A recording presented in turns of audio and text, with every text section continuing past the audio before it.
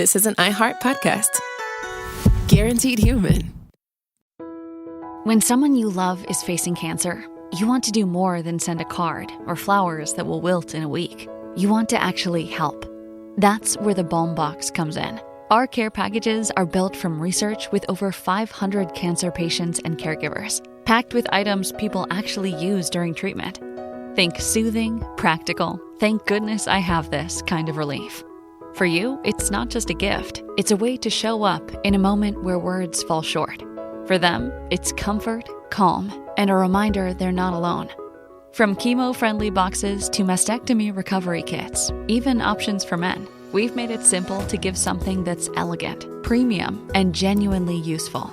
And yes, domestic shipping's always free on orders over $50, because making someone feel cared for shouldn't be complicated. So skip the empty get well soon. Send real help, real comfort, and maybe even a laugh. Visit thebalmbox.com. That's TheBalmBox.com. Balm, like healing and care. The Balm Box, because cancer patients don't need bouquets and brownies. They need balm. I actually drop better when I'm high. It heightens my senses, calms me down. If anything, I'm more careful. Honestly, it just helps me focus. That's probably what the driver who killed a 4-year-old told himself. And now he's in prison. You see, no matter what you tell yourself, if you feel different, you drive different. So if you're high, just don't drive. Brought to you by NHTSA and the Ad Council. The human body is a beautiful machine, and keeping it running means understanding how it actually works. Which is why This Podcast Will Kill You is doing a multi-part series on sleep, what it's for, why our bodies don't follow neat rules, and why modern life is not helping. When you consider what we know about sleep in humans, there's one rule that comes out. We are predictably unpredictable sleepers. We'll continue exploring how the body works with a multi-part series on digestive function. So listen to our newest series, which runs January 20th through February 17th, with new episodes every Tuesday. From the Exactly Right Network, listen to This Podcast Will Kill You on the iHeartRadio app, Apple Podcasts, or wherever you get your podcasts. Welcome to Dirty Rush, the truth about sorority life, the good, the bad, and the sisterhood. With your hosts, me, Gia Giudice, Daisy Kent, and Jennifer Fessler. The reality of Greek life has been a mystery for those outside the sorority circles until now. Is it really a supportive sisterhood that's simply misunderstood? Or is there something more scandalous happening on campuses across the country? Let's get dirty. Listen to Dirty Rush on the iHeartRadio app, Apple Podcasts, or wherever you get your podcasts. Hey everyone, it's Emily Simpson and Shane Simpson from the Legally Brunette podcast. Each week, we're bringing you true crime through a legal lens. Whether you want all the facts on the disappearance of Nancy Guthrie, or you still need to wrap your head around the Diddy verdict, we're breaking it all down step by step. And we're not just lawyers, we're also husband and wife. It makes for some pretty entertaining episodes. Listen to Legally Brunette on the iHeartRadio app, Apple Podcasts, or wherever you get your podcasts. Cool Zone Media. Hey everybody, Robert Evans here, and I wanted to let you know this is a compilation episode. So every episode of the week that just happened is here in one convenient and with somewhat less ads package for you to listen to in a long stretch if you want. If you've been listening to the episodes every day this week, there's going to be nothing new here for you, but you can make your own decisions. Welcome to It Could Happen Here, a podcast that's occasionally hijacked by the Supreme Court because a bunch of fun lefty dipshits rule us all. I'm your host, Mia Wong. With me is James. Hi, man. I'm excited to be hijacked. Is it like a pirate situation? Is like Samuel Alito, like with one leg and a patch coming in to hijack the ship? They are not cool. To be fair, I made a mistake here because the Supreme Court justices are not cool enough to take up the noble name of piracy. That is a grand and noble tradition dating back millennia. We've been compulsory. What's it called? Civil asset forfeited by the Supreme Court. Yeah, is what's happened. Yeah, it's theft bad. yeah. So originally, this is going to be an episode about how messed up Clarence Thomas's and Samuel Alito's wives are, because oh my god, are they a bunch of right-wing fanatics? We haven't really covered it on this show. But then this episode got hijacked by a bunch of other Supreme Court news. So we're going to talk a bit about Samuel Alito's wife. We'll put off Clarence Thomas's QAnon wife for another day. But yeah, so this is going to be a sort of roundup episode of the 16 million pieces of Supreme Court. We're not even going to get to them all. There's Supreme Court news that like we can't even cover. There's too much of it. But yeah, let's start with the mifepristone case. So, okay. I think people, like, we've talked about mifepristone before on the show, and there's been a widely sort of dreaded case where a group called the Alliance for Hippocratic Medicine has been trying to sue the FDA. Yeah. The amount of these fucking pretend medical organizations, I'm sorry, I'm derailing the episode. It's like the American College of Pediatrics is another one. Like, A, wait till you find out who these people actually are, because it's amazing. And two, I think you haven't seen any of these legal arguments, right? No. Oh, I'm hoping that we get to Bohemian Grove. That's the only thing I followed from the Supreme Court. Amazingly, Bohemian Grove did not make the cut, amazingly. Damn, okay. I'm ready for some high-tier shit. I'm so excited. You are about to see some shit. You are about to see what I genuinely believe to be the worst legal arguments ever made in a court of law. And like, I say this having watched like listened to probably 40 hours of Alex Jones trial depositions from different trials. And I genuinely believe these to be the worst legal arguments anyone has ever made. So, all right, I'm going to quote from an article in The Nation here. No, Alliance. So this is about who the Alliance for Hippocratic Medicine is. Alliance for Hippocratic Medicine is a mismatch of anti-abortion doctors, nurses, and dentists. Yes, dentists. Amazing. Though none of them have ever prescribed the pill, claim that they have been harmed by its existence. Their theories of standing range from comical to inept to offensive to contemptible. They include arguments such as doctors who do not perform abortions are harmed when they have to work in the emergency room where alleged complications from the abortion pill arise. And by the way, we should mention this, by the way. So part of this whole thing is that the right has been trying to like make up this fake argument that this abortion, mifepristone can be used for a number of things, but they've been trying to make up arguments that like there's like scary side effects with fake studies, and like even the right-wing court was like, this is bullshit. So again, they're saying that again, having a doctor who has to do work in a place where there's fake side effects that aren't happening, they're saying this is an injury. The second one, obstetricians who do not perform abortions are harmed because they feel complicit in the abortions that take place, even if they are not a part of the procedures. What the fuck? Literally, one of the justices was like, "What do you mean complicit? Are you handing them a bottle of water or something?" Like, yeah, I'm the water boy at the abortion clinic. That's what I do. I'm on the hydration team at fucking Planned Parenthood. Yeah. 3, medical staff are harmed via complicity also. And 4, and this is the best one. This one,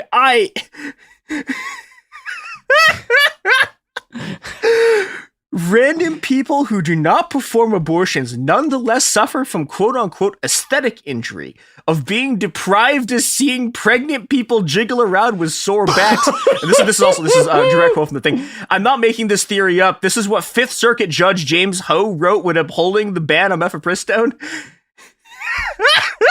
Okay, what the fuck? Like, this is like they're being deprived of. Is this like a kink thing? They can't see pregnant people? No, it's apparently the theory is that being able to see pregnant people is like good and healthy for you or something, and if you don't do it, and there's another one. There's another one that wasn't in this article, but that was in some other things. Is that one of their other cases is that doctors enjoy working with unborn patients, and that this is an injury to them. Yeah, I think you may want to examine your fucking social skills. A bunch of fucking dentists are being like, I can't work on the teeth of pregnant people. Yeah. I've been deprived from doing fetus orthodontics, and therefore I will take it to the Supreme Court. What a wild fucking case. What an incredible system that this made it to the Supreme Court. Okay, the absolute funniest part about this, like right-wing dipshit lawyer for the Alliance for Hippocratic Medicine is Josh Hawley's wife. As in Josh Hawley, like popular front salute to the January 6th people. Yeah, that one. Yeah, I will not use an adjective that we cannot broadcast. Okay, and so sort of, I mean, not that surprised. So people who were following the trial, I think, expected this. Well, they expected probably like a 7-2 or an 8-1. But this was a 9-0 ruling. Yes, clean that sheet. This is bullshit. Like, and I think so there's been a lot of like good coverage about the sort of legal aspects here, and I guess we should before we go further, we should mention.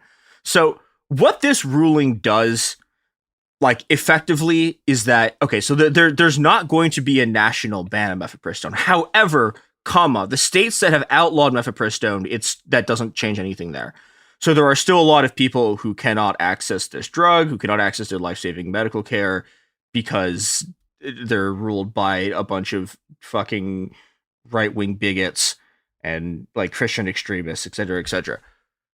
But this case has established something extremely important, which is that there is actually a legal limit to the amount of bullshit you can do, even if you are a right-wing lawyer who, like, the court agrees with. Like, Josh Hawley's wife used to be a clerk for Justice John Roberts.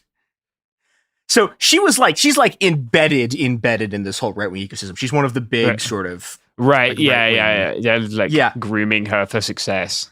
But these people finally, for like the first time ever, made a set of legal arguments so bullshit, even the Supreme Court was like, what the fuck? And I think okay, so this is where we're going into sort of Mia's kind of like bullshit theory here. But the reason this was thrown out was that, okay, so this is the part that's like obviously real. So in American law, I mean, I think this is true of most legal systems. I don't know if any that don't function like this, but in the US, it is very easy to sue someone. You can sue someone over $20. It's in the Constitution. It fucking rules. It's very funny. We are an extremely litigious country.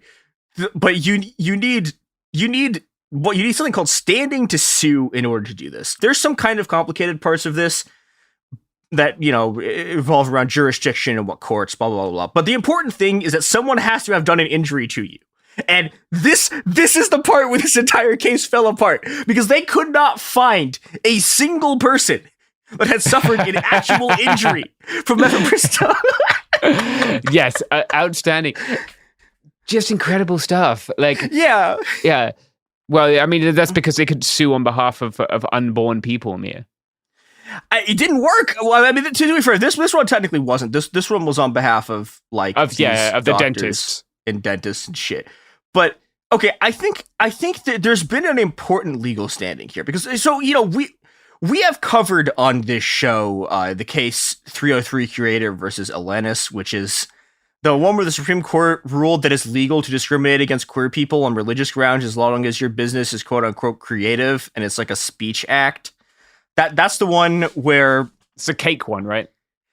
No, this is a wedding website one. It's a slightly different case. Okay. This is the more recent one that was like some woman was like, I was forced to make a wedding website for a gay person. So what we talked about in that case is that importantly, this never happened. This woman was never forced to make a website for a gay person, right? Like that never happened. But the court still upheld that and like let them.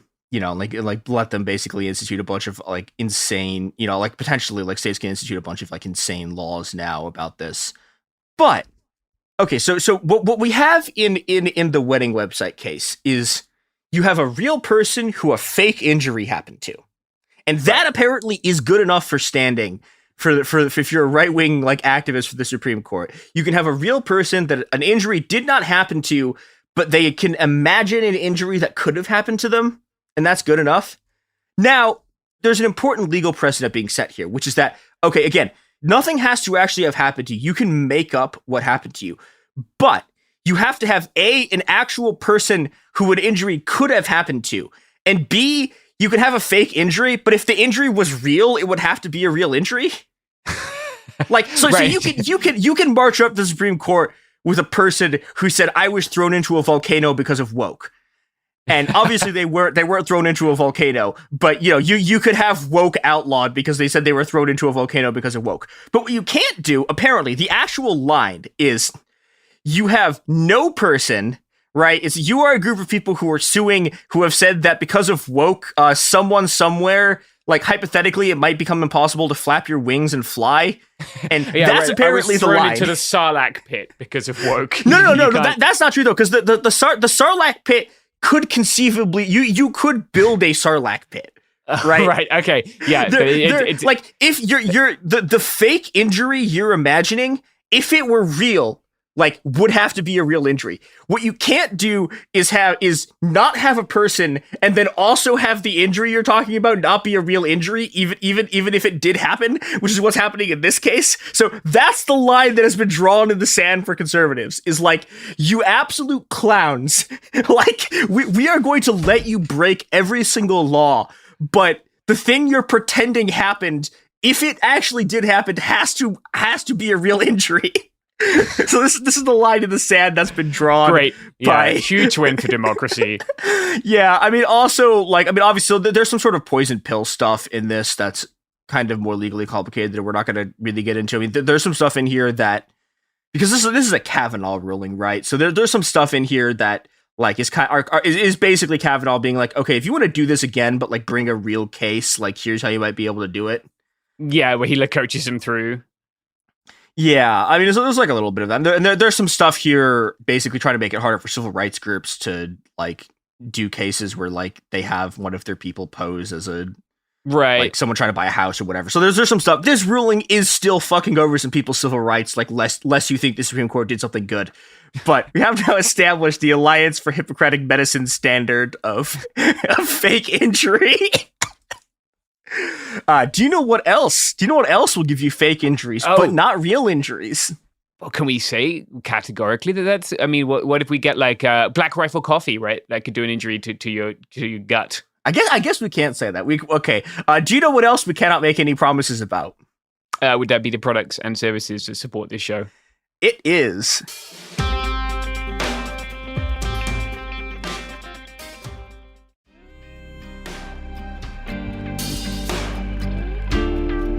And we are back. So speaking of products and services, there was also a very bad Supreme Court ruling in a case about the National Labor Relations Board and Starbucks. So I don't know if I don't think we specifically covered this. We've covered a lot of cases on this show of people being fired in retaliation for Starbucks. Actually, we covered a different case of a worker being fired in retaliation for union organizing from Starbucks. But great stuff. Yeah, but so this specific case, the NLRB, National Labor Relations Board, if your opponent like breaks labor law, or which, for example, firing someone in retaliation for union organizing is in fact a violation of labor law. If this happens, you can file something called an unfair labor practice. Eventually, you go before the National Labor Relations Board and they make a decision. But one of the things that the NLRB can do, because this process takes an extremely large amount of time, and if this process goes into like the regular courts, it's going to take years and years and years. And during that time, you're still going to be fired.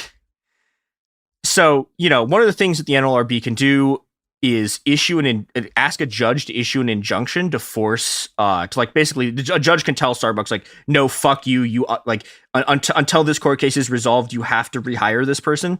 And so basically what happened, Starbucks sued over this. It got to the Supreme Court. And the question it basically came to like, what standard of evidence does the NLRB have to have that this worker's rights are being violated before they can issue an injunction? The Supreme Court said it has to be like a really high standard, which is bullshit. This was an 8-1 decision.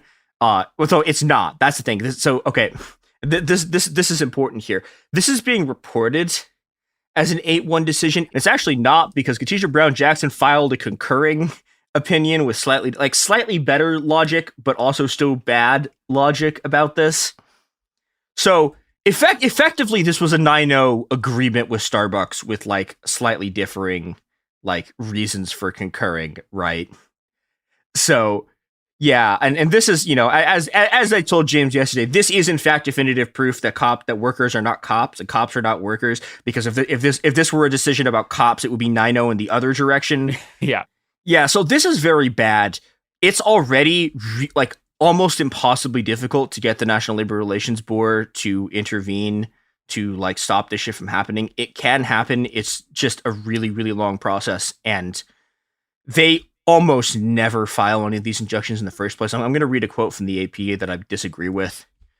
The NLRB requested fewer than 20 injunctions last year, but they serve as a powerful deterrent against firing workers trying to unionize, said Sharon Block, a professor at Harvard Law School and a former member of the NLRB.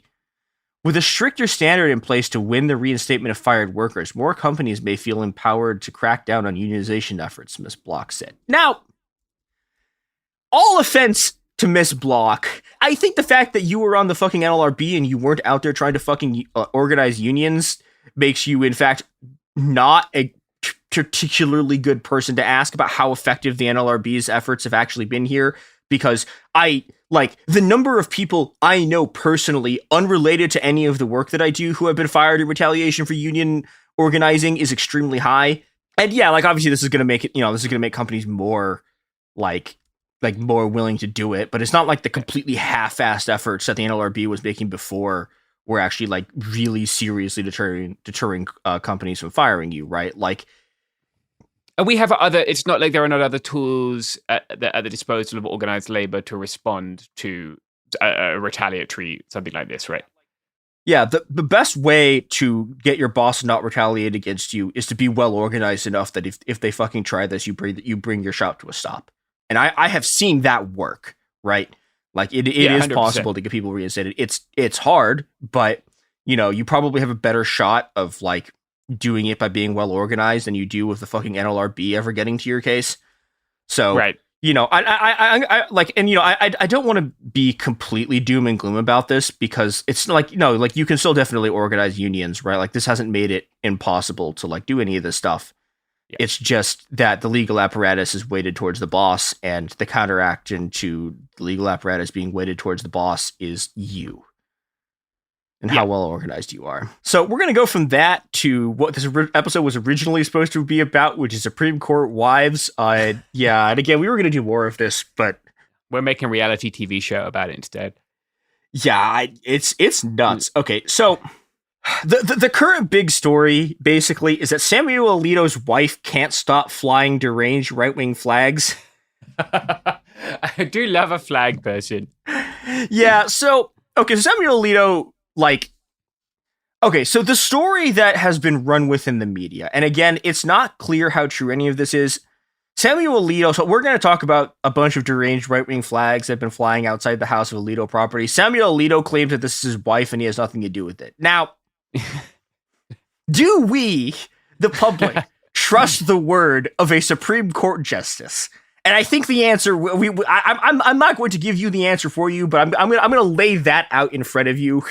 So, all right. So the first one of these was she flew an upside down U.S. flag, which I had always remembered as being an anti-war thing.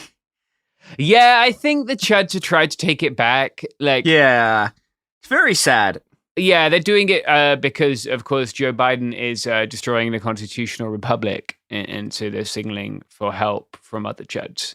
Yeah, originally it was a January 6th, the U.S. election has been stolen thing. Right, yeah. I saw someone flying the thin blue line flag upside down the other day. Unclear if... they had a fuck the police flag as well, so I guess once I saw that, the situation was clarified, but I was like, is this incredible? Is a cop in danger? What's happening here? Yeah, so, and by the way, the other thing I want to point out about this is that there were a bunch of journalists who knew about this, in 2021, and then just sat on it and didn't talk about it until, this year. This. The fuck is wrong with you? Yeah, and this is why I refused. I largely refuse to call myself a journalist, because these people are fucking hacks and frauds who just sit on this stupid thing for their fucking book releases. Yeah, I mean, those people ought not to be called journalists, right? It's pathetic. Your job as a journalist is to hold power to account, and if you're not doing that because you want to sell more books or start grift university, and again, then fuck you. This would have been fucking useful to know in that actual because in the immediate aftermath of January 6th, there was an actual sort of a desire to do something about it, and maybe if people had fucking known that the wife of a Supreme Court justice was fucking flying this shitty ass flag again, probably actually a Supreme Court justice was flying this shitty ass the election was stolen flag. So that's part one of the flag news. Now, apparently, partially what's going on is she's been getting into a bunch of fights with her neighbors who fucking hate her. because she's an asshole and she's. Yeah. I wonder why the neighbors say her. Yeah, so Hopefully, look, if you live within eyesight of her house, I will ship you one Be Gay Do Crime flag.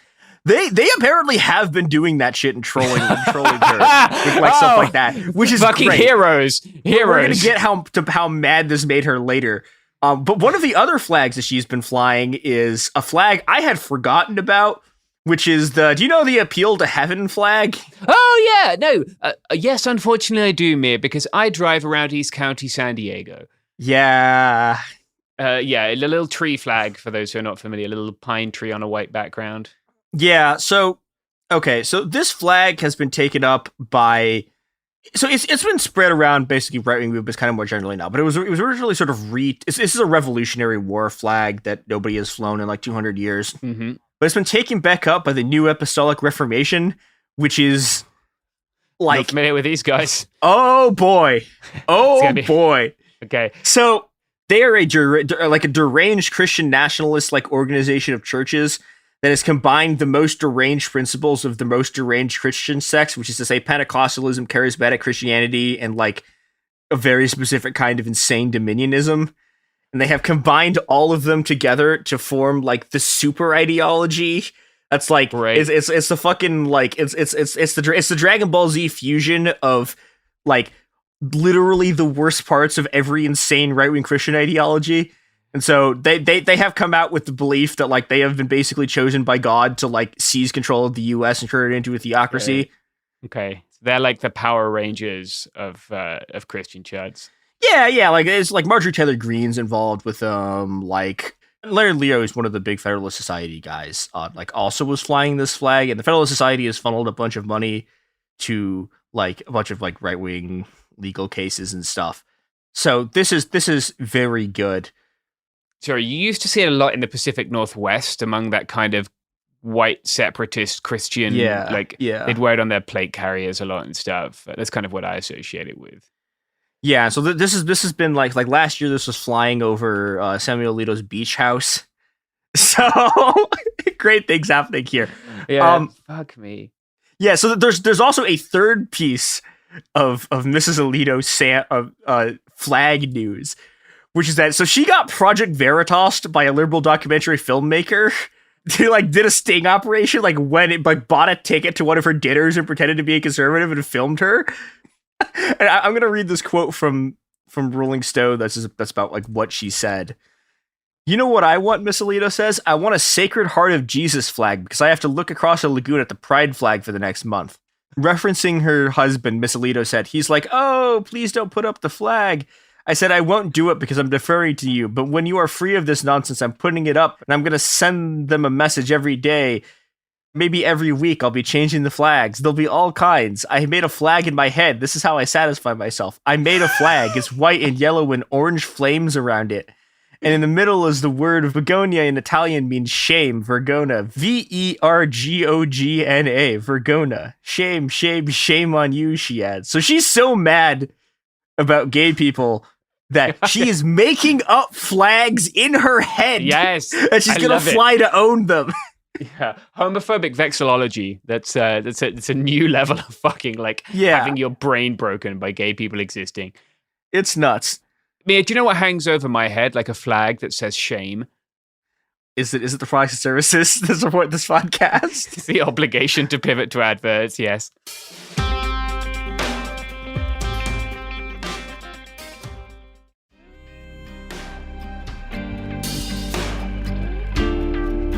Okay, so there is one last part of this story that hasn't been getting any coverage at all that I'm very alarmed about because, and maybe this is the thing I should have led with. Okay, I'm going to read you this, and I am going to ask you for a conceivable possible alternative explanation that is not Samuel Alito's wife is openly saying she is a Nazi. Quote, when Windsor's the name of the filmmaker who did the Sting. When Windsor tells Miss Alito she is being persecuted and depicted as a convenient stand-in for anybody who's religious, the justice's wife gets quieter and her tone turns more serious. Look at me. I'm German. I'm from Germany. My heritage is German. You come after me, I'm going to give it back to you. And there will be a way. It doesn't have to be now, but there will be a way they know. Don't worry about it. God, you read the Bible. Psalm 27 is my psalm. Mine. Psalm 27. The Lord is my God and my rock. Of whom shall I be afraid? Nobody. No! Wow. Yeah, a lot of real emphasis on being German. What possible? And genuinely, I defy anyone to come up with a possible explanation of what the sentence, look at me, I'm German, I'm from Germany, my heritage is German, you come after me, I'm gonna give it back to you. What possible? She is just straight up saying, I am a German Nazi. Yeah, and this is something that the entire fucking media has access to. And no one is leading with a story that says Samuel Alito's wife says that she's a Nazi. I'm going insane. Fuck it. I've actually banged my microphone. We're fucking leading this episode with the title Samuel Alito's wife admits she's a Nazi and other Supreme Court news. Because fuck them. Someone's got to do this. This is insane. This is nuts. What the fuck? This is a bizarre thing to say. Like, to someone, she knew this person was a journalist. No. She thought that they were a conservative activist. So what's happening here, I think, is like basically like kind of in private, like in conservative circles, she's trying to signal to people that like, no, like I'm a fucking Nazi, like I'm down with you fucking. Right. Yeah. Yeah. It's sort of they're not saying the thing, but saying the thing. Yeah. Like it's not even dog whistling. It's just very openly telling select groups of people like, hey, this is where I stand. So that is not good. And again, this guy is one of the unelected people who can at any moment strip any right from you for effectively any reason. So that's great. Yeah, great, wonderful. I'm still mind boggled at this. Like, I mean, even if we're German, what are you gonna do? Like, you have a 2 for 2 L rate in World Wars. Like, what are you gonna do? You're gonna lose a third World War. Get your ass handed to you again. Get divided and half of you given to Russia? Like, what are we going for? It is, look, we have not done much coverage of how insane Germany has gotten right now, but there are entire mobs of like people in dance clubs chanting Germany is for Germans. Like their Nazi party is like about to take control. Disband a number of like police and special forces units. Oh yeah, this all happens. Nazis. Yeah. Well, it's not that they're all Nazis. Like you can be a Nazi in the German police force. They don't care that much. But it's because they keep on specifically getting caught either with kill lists of politicians or with a plan to overthrow the government. Yeah. So like, you know, so we like this is my like Germany is the one country on earth that would be improved by an American occupation and then being split into like 35, like every single country in the world gets their 1 square mile of Germany to rule over. This would significantly improve Germany as a country. I love that. Yeah, turn it into the model UN. Yeah. So from our plan to make Germany an international occupied territory, Epcot 2, Germany. There we go. Yeah. All right, we need to talk about, there's even more Justice Thomas bullshit. I thought there was only going to be one Justice Thomas story, and then a second Justice Thomas story broke as I was writing the script. So, okay, so the Senate Judiciary Committee finally sort of got off its ass and decided to look at Justice Thomas's like obvious bribe money from Harlan Crow and a bunch of other mega donors. And they found, lo and behold, Thomas took 3 more undisclosed private jet flights off Harlan Crow. Again, these people are just like obviously taking bribe money. Congress won't do anything. Dick Durbin will issue a strongly worded statement. He's the head of the Senate Judiciary Committee. Will offer a strongly worded statement and do nothing. So yeah, if anything is going to be done by the Supreme Court, it's going to be done by you, not by the fucking Congress that you nominally elect. Because they just don't give a shit. We also learned, so do you remember, were you on the Clarence Thomas episodes? No, I didn't think I was. Oh no, yeah, there might have been a me and Gare one. Yeah, so one of the things that we learned was that Harlan Crow had paid an unbelievable amount, like hundreds of thousands of dollars to send Thomas's grandnephew, who he was like quote unquote raising like a son, and send him to like expensive private schools. So normal. Yeah, so we learned today, or like this is like maybe 2 days ago, that Thomas. So this kid that like he had like raised as a son, they just like completely. So someone like some media people like caught up with his son, who's now in jail pending charges. Yeah, And he's not going to be fucking bailed out by Justice Thomas, who apparently like lost interest in him when he reached high school and just shipped him off to a boarding school. And then while he was at boarding school, he got expelled for failing a drug test, and they just like sent him back to his mom and cut him off. And he's talked to him like once or twice in the last 14 years. So that's great. Real piece of shit. I mean, what having Clarence Thomas as a paternal figure in your life does to a motherfucker, I can't imagine. So like I truly feel bad for this guy. Fuck Clarence Thomas. Finally, to round up the Supreme Court news, literally in the morning, the script was like done, right? And then again, I wake up and there's breaking news. Supreme Court has struck down Federal Bureau of Tobacco and Firearms thing banning bump stocks. So I'm going to ask you to talk about bump stocks because I think I know what they are, but I'm not a gun person. So yeah, happy to be the token cis white guy to talk about guns here. Yeah. So the ATF under Donald Trump, for a long time, the ATF had explicitly said that bump stocks were not machine guns. After the Las Vegas shooting, in which one was used, the bump stock was then ruled as a machine gun. They kind of pivoted, right?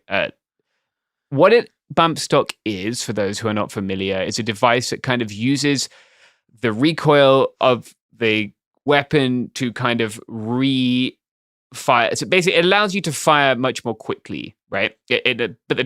Crucially, the trigger is going forward and back, unlike a machine gun where you hold the trigger to the rear, right, and the gun continues to fire. It's sort of, you can look up. I think it's probably much easier if you can see it, but it's kind of a device that connects the stock and then the pistol grip of the weapon, and then it bounces back and forward, and in doing so, moves the finger back and forward. You can also bump fire a gun without one, which is I just don't want to describe how to do that. But if you probably know already, there are videos on YouTube. Like it's not a thing that's illegal, I don't think. But neither of these are particularly effective. It's kind of a range toy thing. Like it's a way to quickly turn money into noise. I don't think that like they were massive craze. Like a lot of these gun things, right? There are like 5 big accounts on YouTube which set the fact that whatever the craze. Like gun people are very much like preteens. You know when you're in school and then suddenly everyone's got a fucking yo-yo, and if you don't have a yo-yo, you're a complete dweeb. And then fuck your yo-yo, it's Pokemon cards. Yeah, that's a lot of the firearms industry. So like these were a big craze, and then they kind of weren't. And specifically when the Donald Trump ATF banned them, right? A lot of people were like, "Oh, you don't need them anyway. They're fine. They're useless." Like they definitely allow you to fire quicker, and you can have the gun in your shoulder, which you can't do when you're regularly bump firing it. But they're not. It's not the same as a machine gun in terms of effectiveness, in my opinion. Yeah. So yeah, now you can buy one again if you really want one in certain states. I'm sure that like there are state laws. Like I'm sure California still bans them. But you can't have a pistol grip on your semi-automatic rifle in California unless it's mag-locked. But yeah, I don't think it's a big deal. Like I'm looking right now, and of course, like NBC and shit. It's like the end of the world is nigh. Everyone now has a belt-fed machine gun. Not really. That's not kind of what they do. You can fire faster, but I don't think it's going to make a meaningful change in the lethality of firearms that civilians have access to. Some cop will use it as an excuse to be a fucking coward, like they were at Uvalde, right? But we can't control that. I think it does signal, like post Bruin, right, which was a concealed carry decision, a willingness of the court to go after the ATF. They didn't. There's a thing called, I think it's called a Chevron. It's not a Chevron rule. Is it a Chevron? It's Chevron doctrine. Chevron doctrine, right? Yeah, where like essentially they're telling lower courts not to challenge legislative or like opinions. So the ATF is not itself a lawmaking body, but it can opine on what laws mean. But those can be challenged in courts. They didn't touch the Chevron doctrine with regards to the ATF here. But I think we will see other cases, 3D printed gun cases, for instance, go up to the Supreme Court and probably get a favorable decision for gun rights. There's this Supreme Court. And the big ones, the ones that would make a meaningful difference, at least to people in restricted states, would be assault weapons bans like we have in California, and magazine capacity bans like we have in California. Right. So California, a lot of other states limit you to 10 rounds. California, you can't have a pistol grip on a semi-automatic rifle and some other features unless the magazine's locked to the weapon and it requires disassembly to reload. So those would make a meaningful difference to gun rights for people in those states. This, I don't think, is that big of a deal, personally. Like, look, fucking people are all over the place with fully automatic Glocks because they bought a little 3D printed switch on like either online or like apparently people are buying them on like AliExpress, which is fucking unwise because it's coming into the country and like customs are going to look at that. Yeah. But I've seen that in court cases. But yeah, this is not that, people are making auto sears for AR-15s. There are court cases about that too. I don't think this is that big of a deal, but it maybe indicates that we will see other changes in firearms legislation. Yeah, that makes sense. And I think that's our wrap up of Supreme Court news. I don't know. It's possible some other bullshit drops at the end of today, but this is being recorded on Friday, the 14th. So if there's if the Supreme Court has done more bullshit, I'm sorry we didn't get to it. But that's all we got for Supreme Court today. Fly your flags, friends. Fly funnier flags. Supreme Court.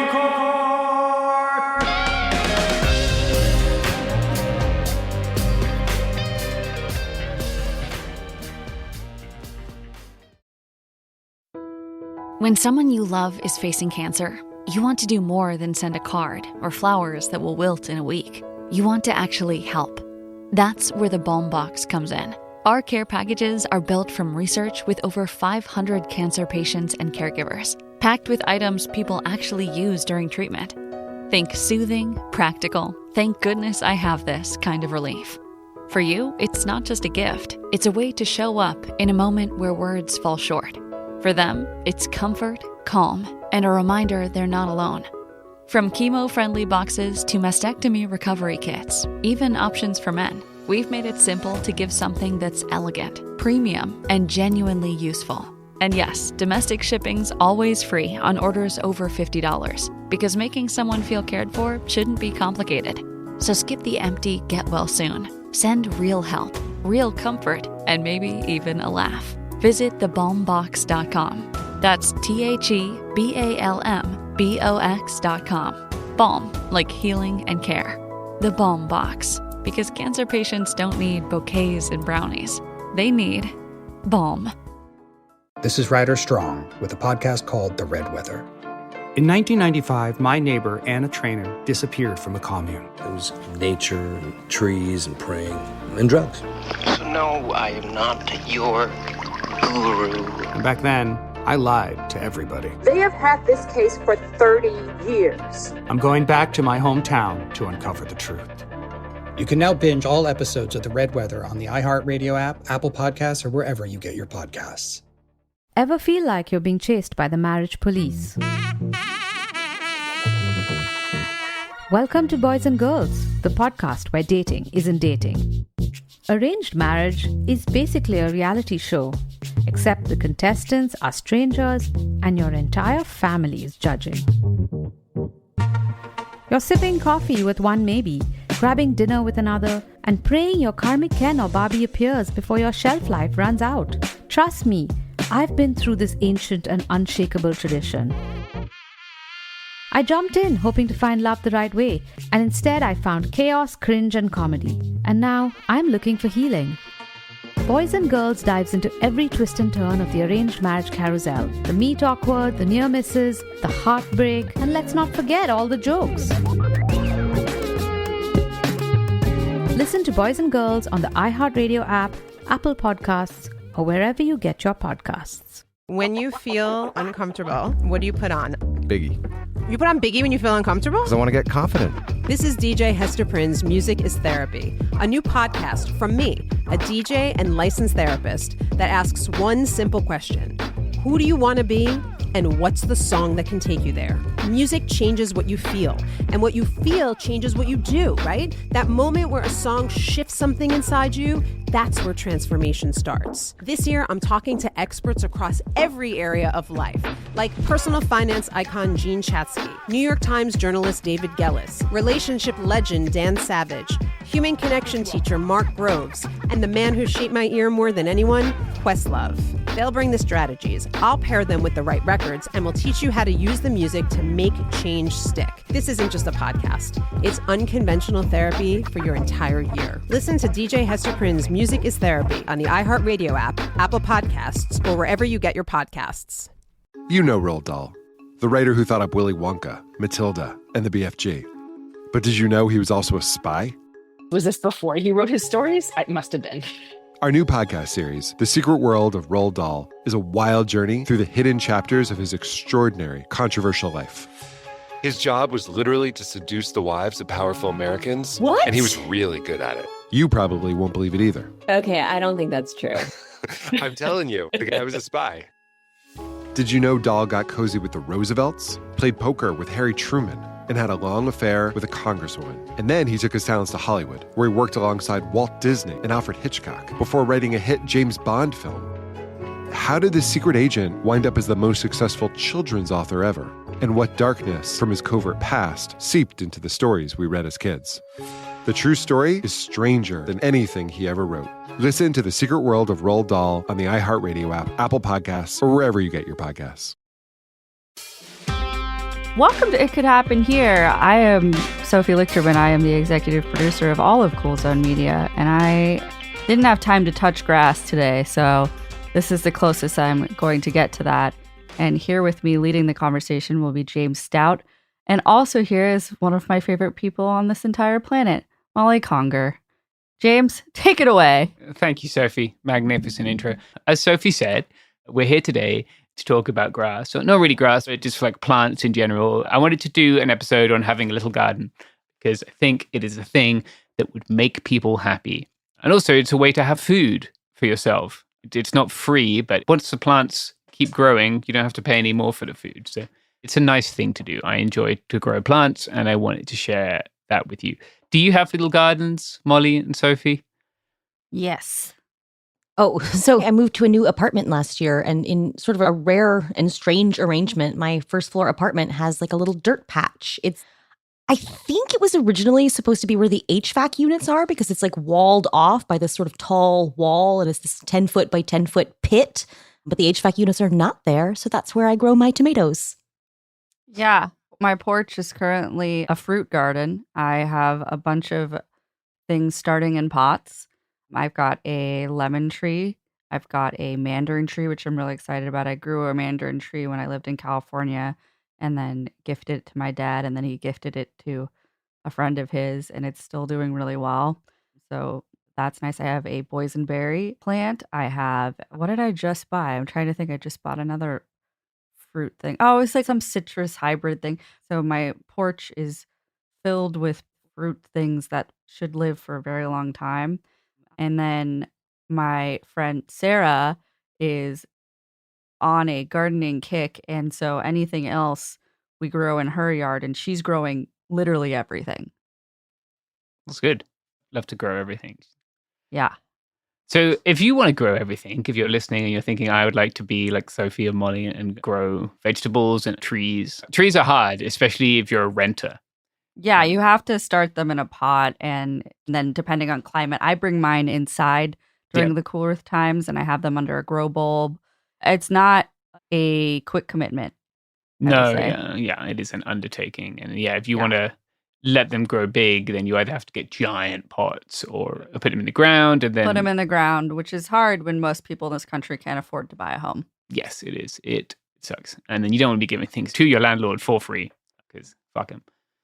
Yeah. Well, let's talk about things that you can do in a smaller time frame than trees. So I've just got a few bullet points here. We're going to go through them and you all can interrupt me with your experiences or questions should you have any. If you're making a little garden for yourself, obviously you're going to have to start out with choosing a spot for your garden. This depends, I think, on where you live. So if you're like on the 5th floor and you don't have access to any like ground yard garden soil, that could be your windowsill, right? It could be your balcony, if you have a balcony. All you really need is somewhere that has good access to sunlight. All the other stuff you can bring in yourself, right? You can bring the soil yourself. You can bring the water and all the nutrients that your plants need. But obviously, I guess you could make the sunlight. In my kitchen, I have a little aero garden, which has its own little UV light bulb. And you can use those to grow some stuff. Or people have maybe some other hydroponic gardening experience they have done. Elaborate setups for their tomatoes. Yeah. Mm-hmm. Do you remember that? I think it was like 2019 when everybody's relative gave them one of those like indoor herb garden kits that don't work. Oh, the Aero Garden, yeah. That's the Aero Garden. I have one of those. They work. No. Not the expensive Aero Garden one, but the knockoff ones. Everybody The got Temu one of one. the Yeah, the Temu one. Everybody got one of those, and then you saw them elsewhere. And that sort of commodification is so silly, right? Because to grow like a little pot of basil, you don't need stuff. You don't need to buy a thing. Yeah. You need a windowsill. I can't grow basil. Oh, really? We're not compatible. Interesting. I love basil. I use it constantly. I try to grow it. I kill it every time. What way is it dying? It just wilts. Basil doesn't like its feet in the water. It has to have quite dry soil. It wilts, and then I'll try again, and I'll ignore it. Mhm. It wilts. I'll try it again, and I'll give it a little bit of water. It wilts. I'll try it again. I'll give it a lot of water. It wilts. I'll try it again, and guess how it ends. It wilts. Oh, I have an abundance of it because I'm constantly topping it because you want to top your basil all the time so that it branches instead of flowering. So when I top it, I'm like, well, I don't want to waste this. I'll root these. So now I have 700 basils. Well, it's me. Maybe Molly could send one to Sophie and we could. Yeah. You're welcome to some of my basil. Yeah, because pesto is one of the greatest things that's ever happened to anybody. Mm-hmm. And all you need is a little pine tree, I guess, and some basil and a little sheep. And you can make pecorino cheese. There you go. And then, and some anchovies, of course. You just need your own sheep. Yeah. Everyone should have one. Molly. Anderson would have the best time herding one sheep. Just, the poor sheep will probably not. I pictured it. It's really funny. You can't just have one sheep. They need friends. Sheep are not a solitary animal. So I'm afraid you'd have to get several. But, Anderson will herd them all. Yeah. We'd love to see that. All right. So if you've selected your spot, right, where you have access to sunlight, the next thing you need is a vessel. So during COVID, lots of people started gardens. Not that we are not also in COVID right now, right? But during the lockdown, like 2020, when everyone was working from home for the first time, people started their little gardens. And I think lots of folks who didn't start back then or you moved house since then, like people just built lots of planters, often in that area between the pavement and the road, which has a name that I've forgotten now. Oh, that's one of those things that has a different name in every region of the US. And wherever you go, if you're calling it the wrong thing, people look at you like you're an alien. Yeah, I don't know what that's called in California. I think in New Jersey, they call it the Devil's Strip. For real? I'm pretty sure. We're going to call it the Devil's Strip in this podcast because that's a better name than I could have come up with. If you're gardening in the Devil's Strip, that sounds like a euphemism for growing weed. Like when people call it the Devil's Lettuce. Yeah. You're growing your Devil's Lettuce in the Devil's Strip. That's a good place to build a planter, right? Generally, you should be able to obtain lumber for that somewhere. I don't think you should be paying for lumber in this day and age. Yeah. And they're pretty easy to build, right? If you are building a planter, some considerations. You probably shouldn't stain the inside of the lumber that you're using. There's stuff in there that you probably don't want. If you intend to eat the plants, I think it's a pretty bad idea. Or to get lumber which is pre-treated, right? If you get something which is naturally resistant to rotting, like redwood or something like that, that's going to last a bit longer, right? Yeah, I mean, you should be able to find some kind of cedar or redwood around. I agree with your assessment that you should not have to pay for that. Yeah. Although it's not something that, if you have a good local hardware store, it's not something that's super expensive, but price it before you buy it is what I'll say. And it's certainly cheaper to just buy the wood than it is to buy a pre-made wooden planter. Yeah. The markup on that is crazy. Incredibly overpriced for something that you would find at a big box store. Yeah, and crap too. There was one in one place I lived that was maybe a quarter of an inch thick and it dovetailed together, but then the dovetails kind of bulged out when they got too wet and it was not a good. So yeah, don't buy one, build one If you have decking screws and 2x4s, you can build your own planter. It doesn't require a high level of carpentry knowledge. So then you're going to have to put some soil in your planter, right? You could grow plants in like Leica. Leica is like the clay composite. Have you seen this? Like little balls? Yeah. But I think I have. Yeah. Just to start off with, we'll start with soil because it's the easiest thing to access, I think. In lots of cities, you can get free compost if you go to the tip. Don't know if that's the case where you guys live, but here you can get free compost if you go to the tip. I'm unfamiliar with that, but now I'm like, wait, can we do that? Because we should. Right. Have I been missing out on free dirt? Because I've been paying for dirt. Okay, yeah, this is a huge life hack. Do you have those green bins where you put like compostable rubbish? Of course. Oh, no, we don't. Sophie lives in Portland. Yeah. I'm like, I live in Portland, of course. Okay, so if you have that, I'm guessing your municipality is composting it, right? Mhm. Which would mean that it has a large amount of compost, at least in San Diego. I would be blown away if San Diego was leading the way in giving residents anything other than more cops for their taxpayer dollars. We can get free. I have a pickup truck. I think I can get 2 pickup trucks full of compost. You have to go and shovel it yourself right into your truck. And obviously you have to have some kind of vehicle to transport it. But it's a good way to get free soil, especially if you're like doing a project. Often if you're planting vegetables in your garden, right, the soil that you're planting them into might not be good quality topsoil, right? That topsoil might have been taken away when your building was constructed, or you might have all kinds of aggregate waste sort of mixed in there, right? Gravel and stuff like that. It might not be the best quality growing soil. So if you can, going and getting some of the free compost is the move. What I like to do when I'm starting a little garden and I've got my soil is to do a soil chemistry test. Have you guys done soil chemistry tests? I have. My style of gardening is more just kind of vibing it out.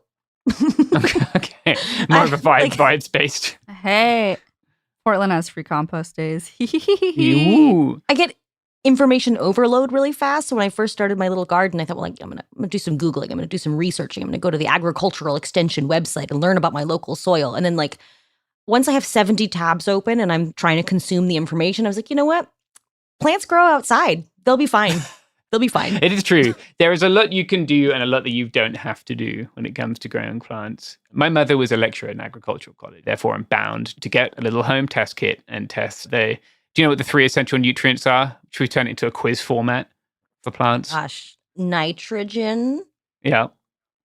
A different element. Yeah, that's correct. pH. These are all things. These are all things. All I can think of is fat, protein, and carbohydrates. That's right. Salt, yeah. fat, acid, heat. If your plant isn't hitting its macros, it will not get swole. Exactly. That's one of the things about I'm plants. feeding my tomatoes creatine. Is that right? Yeah, yep. That's why they're hench as fuck. Are we talking like magnesium? Close. Okay. In that too is an element. I had nitrogen though. That's right. Yeah, Molly is... Molly got that one right. I was trying to do like a ratio, but I couldn't work it out. Nitrogen, phosphorus. Okay, I was like almost there. Yeah, you were very close with magnesium. Wait, are you growing a garden or blowing up a federal building, James?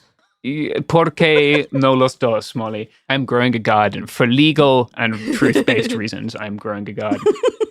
You want nitrogen, phosphorus, and potassium. Those are your 3 essential nutrients. There are 15 other little micronutrients, I guess, that plants need. Vitamins. Yeah, the little, omega-3s for their joints. They need NP and K in different ratios depending on different plants, right? Molly and I are like, we're here to talk about plants. Why are we in chemistry class? What's happening? James, I buy a bag that says tomato food and there's a picture of a cartoon tomato on it. That's what I know. You're doing great. You can't go wrong with looking at the picture on the thing. I use this technique for all kinds of things. It's why I don't buy Quaker Oats anymore. Very disturbing.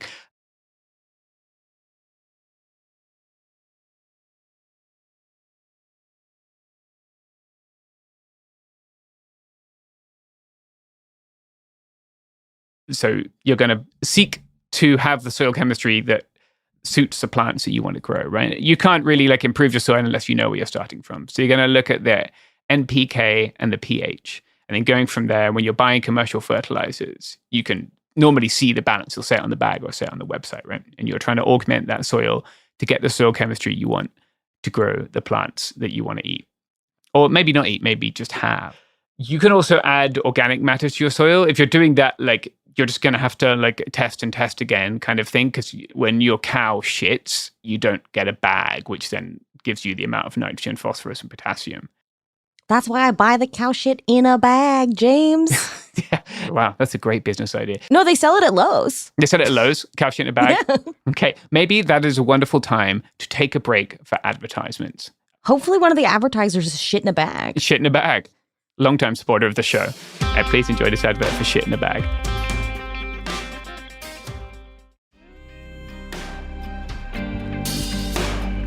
We are back. We've returned from discussing things that we could pretend were shit in a bag, which we're not going to share with you. You'll have to guess. Okay, so I like to use chicken manure for mine, but you do have to rot it down, right? If you're putting manure on your soil, it'll burn it. If you just dump it straight on there, you can't just literally dump shit into your soil. This hopefully is not news to anyone. Gotta age it like a fine wine. Yeah, exactly. It does improve with age. Bottle it up, cork it, and put a vintage on it, and then rotate it every few years so it doesn't get sediment at the bottom. If you can get a composter and you can go after making your own compost, it's a fun thing to do. You get one of the barrel composters that you turn. I have one of those. Yeah. Oh, yeah. Like, because my dirt patch is like not really supposed to be a garden, I don't have a lot of room for a compost heap. Love a compost heap, better way to do it. But because I just have patio space, I have one of those big plastic compost tumblers. And I love it. It works pretty good, pretty fast. Awesome. I was lucky enough last year. This was not intentional. I did not invite them, but I have black soldier flies in my compost. Do you know those little guys? Mm-hmm. They're like pretty long, shiny black flies, but their larvae are these like little grubs. And so I opened my compost. I was like, who the hell are all these grubs?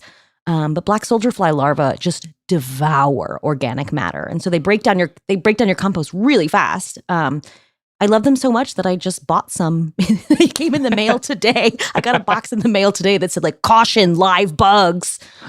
And I dumped those little babies in my tumbler. Nice. Yeah. Hopefully they thrive there. Oh yeah, they love it in there. Yeah, we had some love. I don't know what they were, but we had a compost heap that I moved a couple of years ago. When I moved it, the chickens had probably the best day of their lives, just chasing around. People farm black soldier fly as chicken feed, so that you can have this like whole setup where you're growing them on purpose, and then they sort of fall down the tray, and the chickens eat them. I don't have any chickens yet. I think my apartment neighbors would not like that. No.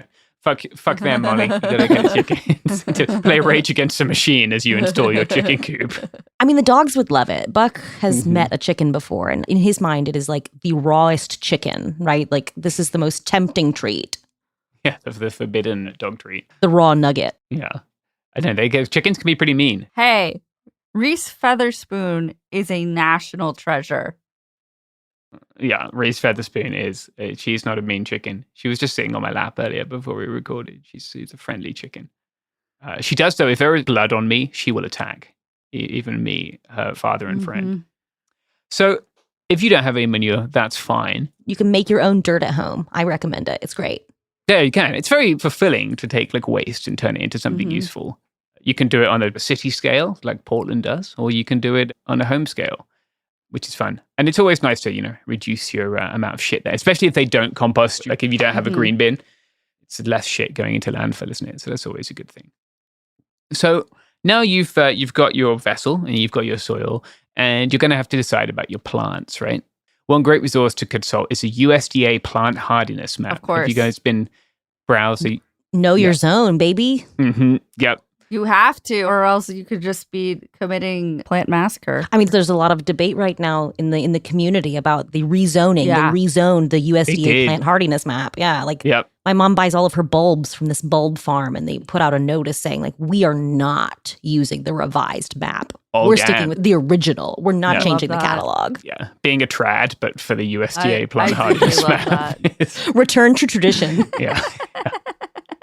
I'm a USDA plant hardiness believer, and the climate is changing, so the shit that your grandparents grew might not work for you. If you have colder winters, especially, right? If the winters are getting colder where you are, that might be difficult for your plants. Yeah. So consult that map. The map isn't going to tell you what to grow so much as what can make it through your winters. And so it's a good place to start. You're also going to want to think about plants that can fit into your space, right? If you want to grow yourself a sequoia, that's cool. But, if you're operating with a balcony, it's probably not going to be, maybe you could make a bonsai sequoia if that was your thing. But you need a plant that will fit with your space, right? Definitely. If you want to grow plants that you want to eat, think about things that are high yielding, right? And perpetual spinach is a great one if you're like a first timer. Perpetual spinach, you can cut and come again. So you pick some and a bit more comes and a bit more comes. You don't have to like harvest it all at one time. Tomatoes are a classic, right? You can even grow them straight in one of those grow bags. You just cut a hole, put tomatoes in. If you've got enough depth, you can do root vegetables. So things like carrots, turnips, Swedes. You can get, of course, potatoes are a classic. You can make a potato tower if you wanted to. Which is a great way to have lots of potatoes in a relatively small space. So choose something that will also grow depending on the amount of climate window you have, right? So if you have short summers and you have something that needs a lot of sunlight to grow, you want something that will grow and mature in the amount of time you have, right? Before the weather turns to shit again and it's too cold for that plant. Or choose something that's suitable for the climate you have. Like I just harvested some winter giant spinach because I grew that over the winter and it's very hardy and doesn't need quite as much sunlight. That was very good. And I'm about to start having my early girl tomatoes, which they arrive earlier than your conventional tomato. Like there's a tomato for everything. Wherever you are, whatever you need, like there's a tomato for you. It's overwhelming. So like last year, like I said, I'm doing this vibe space, right? So I went to the garden store and I just picked out a couple of tomato plants that had names I thought were funny. I think that's a great strategy. Right, that's very valid. But this year I was a little more selective, right? So because I grew fewer tomatoes this year because I think last they were a little too close together. It was a little overwhelming, got a little busy in there. I want to do more cucumbers this year. So I only have 5 tomato plants. So I have 2 different cherry tomatoes. I have a Cherokee purple. Oh gosh, who are the other guys? The other ones were just names I thought were interesting. I did it again. But the great thing about tomatoes is on the little tag, it'll say how many days to maturity. Yeah. So like you don't have to guess. You don't have to do a lot of homework or research. It'll say right on the tag, like 85 days to harvest. Yeah, going to the garden center, they're going to sell stuff that's suitable for the climate you're living in, right? And then, you can see how long it will take to harvest. Ideally, you could space them out, right? So you don't just have a glut of tomatoes and then no tomatoes for the rest of your life or the rest of the They'll year. keep producing, especially if you get indeterminates. Yeah, they will keep producing. You can... they'll keep producing till the first frost. Yeah. So we had cherry tomatoes through November last year. That's awesome. Wow. I thought you guys got cold. Yeah, we're 7B, but Charlottesville's kind of in a valley, so it stays warmer a little longer. Nice. Yeah, San Diego is, of course, you can almost have this stuff year round. Eternal summer. Well, we have winters now. The last 2 winters have been very wet. Yeah. I had to have a bit of a learning curve coming from California to Oregon within the different climates. And I have to say that with the things that I had in pots, bringing them inside with grow bulbs has been, for colder weather, has been pretty successful for me at keeping things alive. Yeah. They're not as fruitful, obviously, but they do not die. Yeah, that's a win. If you're in Portland or somewhere further north and you know that your plant won't make it through the winter, that's the strategy, right? You can have a place set aside, you can bring it in, you can have a grow bulb. And honestly, a lot of lamps, they sell bulbs that are grow bulbs that can go directly in the lamps you already have. So you don't need to buy anything fancy. The bulbs are pretty expensive and they're sold at most local hardware stores. So you're really spending like $5 on a bulb instead of spending, $30 on some fancy contraption. Yeah. Yeah, my mom has a shop light. This sort of it's like a metal lampshade with a clip. It's just a cheap shop light that she clips onto a shelf to shine at her plants. Her version of that guy. So Sophie's demonstrating one here for the audio listeners. Her empty nesting has involved a whole grow situation. Like there's no dining room at my parents' house anymore. There's nowhere for us to eat when we go home. The dining room is a greenhouse. So she's love got, that. Tropical plants that have to live inside in the winter. She's got like a bougainvillea that's 10 feet tall that comes in the house in the winter. Amazing. I just bought some bougainvillea that I have in a pot right now because I grew up with bougainvillea in California and I finally found a nursery that had it in Oregon and I was like, home. Yeah, so I always thought it was a potted plant until I saw it outside in a tropical environment. No. It is not a potted plant. It's not a potted plant. Not in San Diego. It is a plant that will take over your garden. Sorry, James, we've gone off the rails. Back to what you're saying. No, it's okay. Yeah, returning to the rails. I did want to plug Native Seed Search. I love Native Seed Search for finding different and exciting seeds and preserving indigenous people's horticultural traditions and lifeways. I have grown lots of seeds from Native Seed Search with great success. And it's cool in a world of increasingly like monocultural agriculture to preserve something that is part of someone's culture. Zapatistas will also send you corn. I'm sure anyone on the left who's over 30 years old is very familiar with Zapatista corn, I'm sure. But for the youth among us, you can order corn from the Zapatistas. It actually comes from somebody in San Diego who will send you some of this sort of heritage variety corn, and you're preserving this corn. And in a world where corn is increasingly like commercialized, right? Things like Monsanto have a lockdown on some of these corn varieties, right? They're like patented varieties, right? Even if you don't sow them, they're sort of invading the genome of these indigenous corn types. So keeping these varieties alive is a cool thing to do. I used to do this when I was like 16. This is like early activism me, was like growing some Zapatista corn in my parents' greenhouse. But that's a thing you can do if you want cool corn. I think it's important too to look up what's native to your area, not just because it is, the right thing to do, but it'll grow better where you live. The pollinators will be attracted to it where you live. I was just looking up, like here in Virginia, the Department of Wildlife Resources will sell you native seeds for your area at a pretty good affordable price. So like look up what wants to live where you are growing it. Yeah, totally. A lot of things like ornamental garden plants are highly invasive and destructive to your local habitat.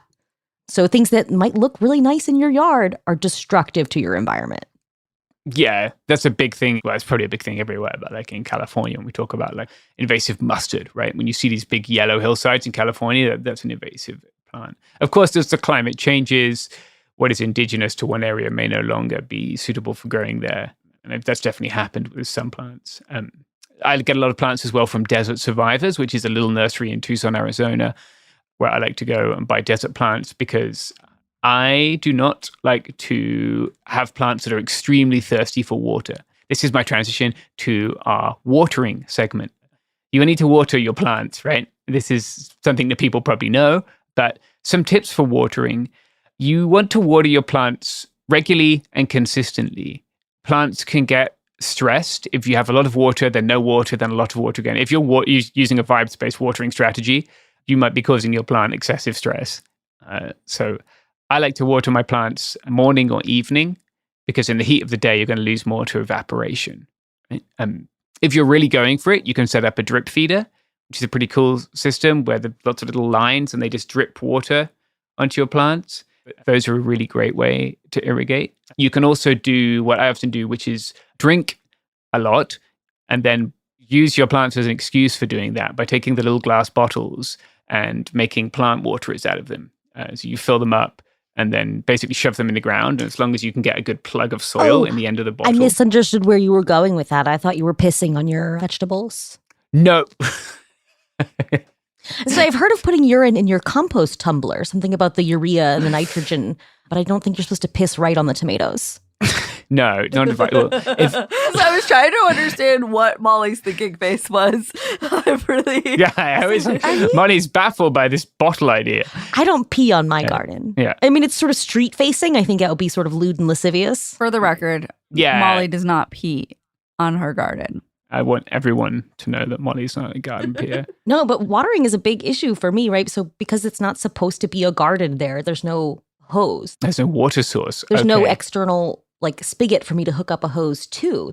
So I have to use a 2-gallon watering can that I fill in my bathtub and then take out one at a time. And so, you're supposed to, like the equivalent of 1 inch of water per week is about average for a little vegetable garden, which is like 0.6 gallons per square foot. So for my 10 foot by 10 foot, I'm looking at 60 gallons a week. So I every other day fill up my watering can, 10 or 20 times. It's an endeavor. It's a good workout. It's an endeavor. Yeah, it's a commitment to the plants. You could like do a hose and run it out your window from the tap. I looked into it. And so for people who live in apartments and have a lot of house plants, there's like an adapter you can get for your kitchen sink that you can screw a hose onto. But I do not have the right kind of faucet for that. Disappointing. I bet someone listening has a solution for Molly's plants. But first, it's time for advertisements. I hope it's an advertisement for pissing outside.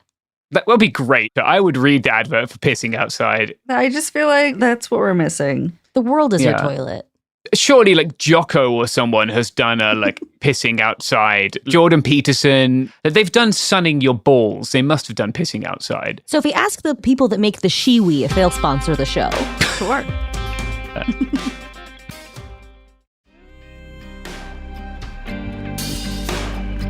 We are back, and we're now going to talk about annual versus perennial plants, a topic that I know many of you have been wondering about.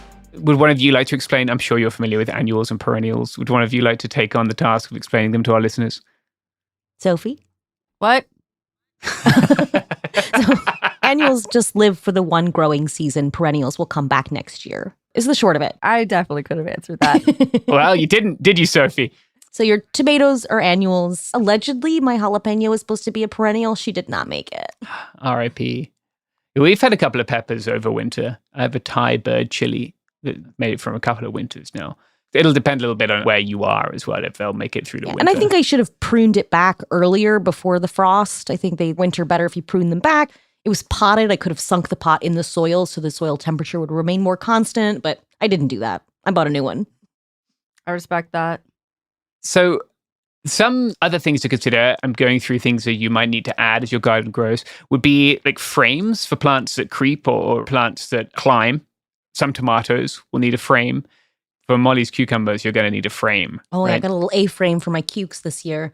But I hate tomato cages. Those, I mean, you've seen them. The round, little at the bottom, and With then they the get bigger. clips. The horrible round wire cages. They're ugly. They're hard to store. Mhm. I live in an apartment. What am I going to do with that the other 8 months out of the year?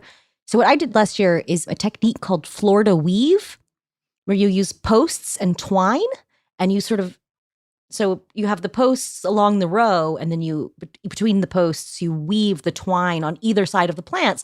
And it worked really well until my tomatoes became 10 feet tall because I bought 5-foot posts. But it was good in theory.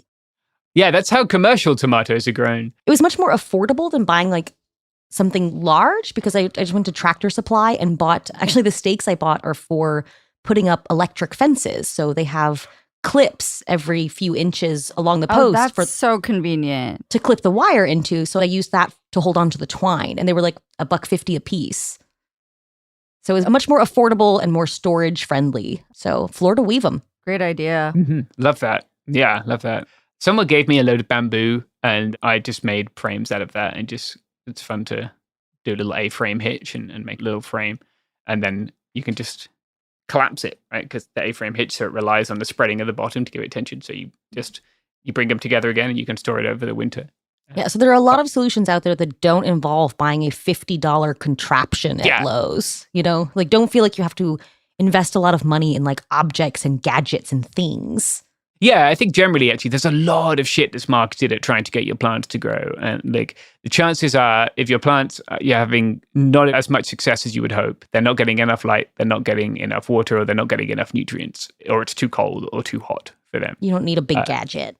Yeah, you don't need to buy a thing. And it is one of those areas where you can find very useful information on the internet. So if you're struggling with a certain plant, there is almost certainly someone who's already had that struggle, and you can find their solutions. There are some pretty good websites for searching up that stuff. The last thing I wanted to cover was pruning and weeding and pest management, which can be a bit of a mission. Right now, I'm fighting a uphill struggle against some gophers. They have targeted me. You have to shoot them. This is the problem. I live in a relatively built-up area. I am a person who grew up in agriculture. I know how to manage pests, but unfortunately all the things that I would have done are felony crimes. Big government is interfering with your urban farm. Yeah. Once again, the boot of the man is on my neck. I am at war with the squirrels here. That's weird. They didn't mess with me last year, I guess, because we had just moved in and they saw the dogs and they were concerned about the dogs. But this year they're feeling bold and they are digging holes. Every day they're digging holes. They are burying peanuts in my garden, and I keep pulling peanuts out of the. I have a fucking peanut problem too. Like, I'm not Jimmy Carter. I'm not farming peanuts. They're not afraid of Buccinato? I guess because last year they didn't get got, so this year they're feeling like. Anderson keeps the squirrels at bay. They know their place, and that it is her yard. A Buccinato on patrol, though, are they able to access the pit? No, the pit is like not accessible to dog.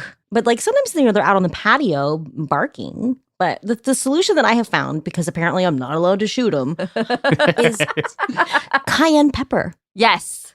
Cayenne pepper is a great solution. I bought like several pounds of cayenne pepper in bulk, and I just sprinkle it on all of the surfaces, like on the surface of the soil, along the wall around the pit, because they don't want to like walk in it and smell it. So it keeps them off the wall so they don't end up down in the pit to dig. I do the same. You get some chili oil, a little bit of water, you put in a spray bottle, and you just keeps a lot of bugs away as well. Yeah, mace your plants. Yeah. Unfortunately, I have don't sprinkle into the wind. Oh no. Yeah. Friend. Yeah. Oh. Yeah. I've done the same thing, Molly. I've maced myself trying to do that. As my strawberries start to ripen, I'm thinking like maybe I should stop macing the strawberries. No, just grow mace strawberries. Then you'll be immune. If you ate enough of them, you could become like the Hulk. You know, they spray you and you just get stronger. Yeah, I'm doing Mithridatism with police brutality. Yeah, I love that for you. Like the guy who lets his snakes bite him a little bit all the time. Yeah. And but for cops, I love that. There are lots of solutions for this which don't involve like spraying your plants with a butt ton of Roundup, or Roundup will probably kill them, but other pesticides, right? Like don't spray your plants with Roundup, might kill you as well. But yeah, you have to first ascertain what pest you're dealing with, right? So for the gophers, one of the things you can do is, construction netting. It's like chicken wire, but thinner. Yeah, you can put that because the roots of the plant can still get through that. So you put that at the bottom of your planter, right, where it sits on the soil. The roots of the plant can still get through, but Mr. Gopher cannot, or Mrs. Gopher, or non-binary gopher can't get through their netting, just like a physical block. I've heard people say that cat litter is something you can sprinkle and they think a cat's around. You can also just make a little house for a cat that doesn't have one so that it comes and lives near your plants. We had that for a while. Little neighborhood cat came and stayed and it kept the rat problem to a minimum. You can use things like, have you seen the ultrasound gopher preventers? Yeah, I can't use one of those because I think it would bother the dogs, right? Like it would bother other small mammals. I have ones that I got on Jeffrey Bezos' website that are not in fact ultrasound. They're very much just regular sound. I think I was missold those. So they're worth trying. They're all sort of non-lethal methods as well. You can get a plastic owl. Yes, you can. If you've got a bird problem. You can also get bird netting if they're eating your berries, and I would suggest that. You can get a variety of plastic animals, actually. My mom has a koi pond, and so she got a plastic heron to scare away the real heron that eats the fish. And my dad misunderstood the purpose of the heron, right? It was a functional plastic bird. It was to scare away the real bird that eats the fish. And so he thought like, oh, like we like fake birds now. And so he very lovingly bought her a bunch of like different fake plastic birds for the yard. Oh, that's so endearing. Yeah, it's adorable. But it does not keep the heron away. Yeah. He's eating the fish. It's a bummer. Well, maybe you need a more intimidating plastic heron. Keep buying until you find the one, Like a really buff one. Yeah. Yeah, a buff one that's giving the middle finger. Because birds do that. Mm-hmm. Hench herons do that, and they're buff like that. What other pest management things do we recommend? Oh, I love neem oil for thrips and aphids. Neem oil rules. I don't put any poison on my plants because I'm against it. But I have a spray bottle that I put a little bit of neem oil and a little bit of Dawn dish soap in, and then mostly just hot water after that. Shake that bad boy up and spray them down. Ladybirds are a great one. Ladybugs for the Americans in the audience. The only thing I use is like, it's not really a poison. It's a bacteria. I don't know, debatable. I buy these Bacillus thuringiensis. I use that to keep the caterpillars away. There's also like a lot of different plants you can plant with your crops to help keep pests at bay, thinking like, a lot of herbs, which you would want to grow anyways, like mint and rosemary and lavender and catnip and then also marigolds, always good, lemongrass, citronella grass. I co-plant marigolds and basil with my tomatoes. Yeah. But it looks nice. Also, I wanted to mention pruning. Yes. You do want to be pruning your plants. With tomatoes, you want to pull off the suckers, right? If you imagine your tomato is like a V and then a third sprout's coming up from the middle of the V. You guys should see what James is doing with his hands right now. Yeah, for the several thousand people who are not in the room, I'm making a V with my hand and then an extra finger in the middle of the V. I can't do this without making myself laugh now, Molly. But yeah, pull off the suckers. You're generally going to want to prune your plants, right? This will encourage them to fruit instead of just growing. Yes. Especially with your herbs. You want to top your herbs because once they go to seed, they stop growing.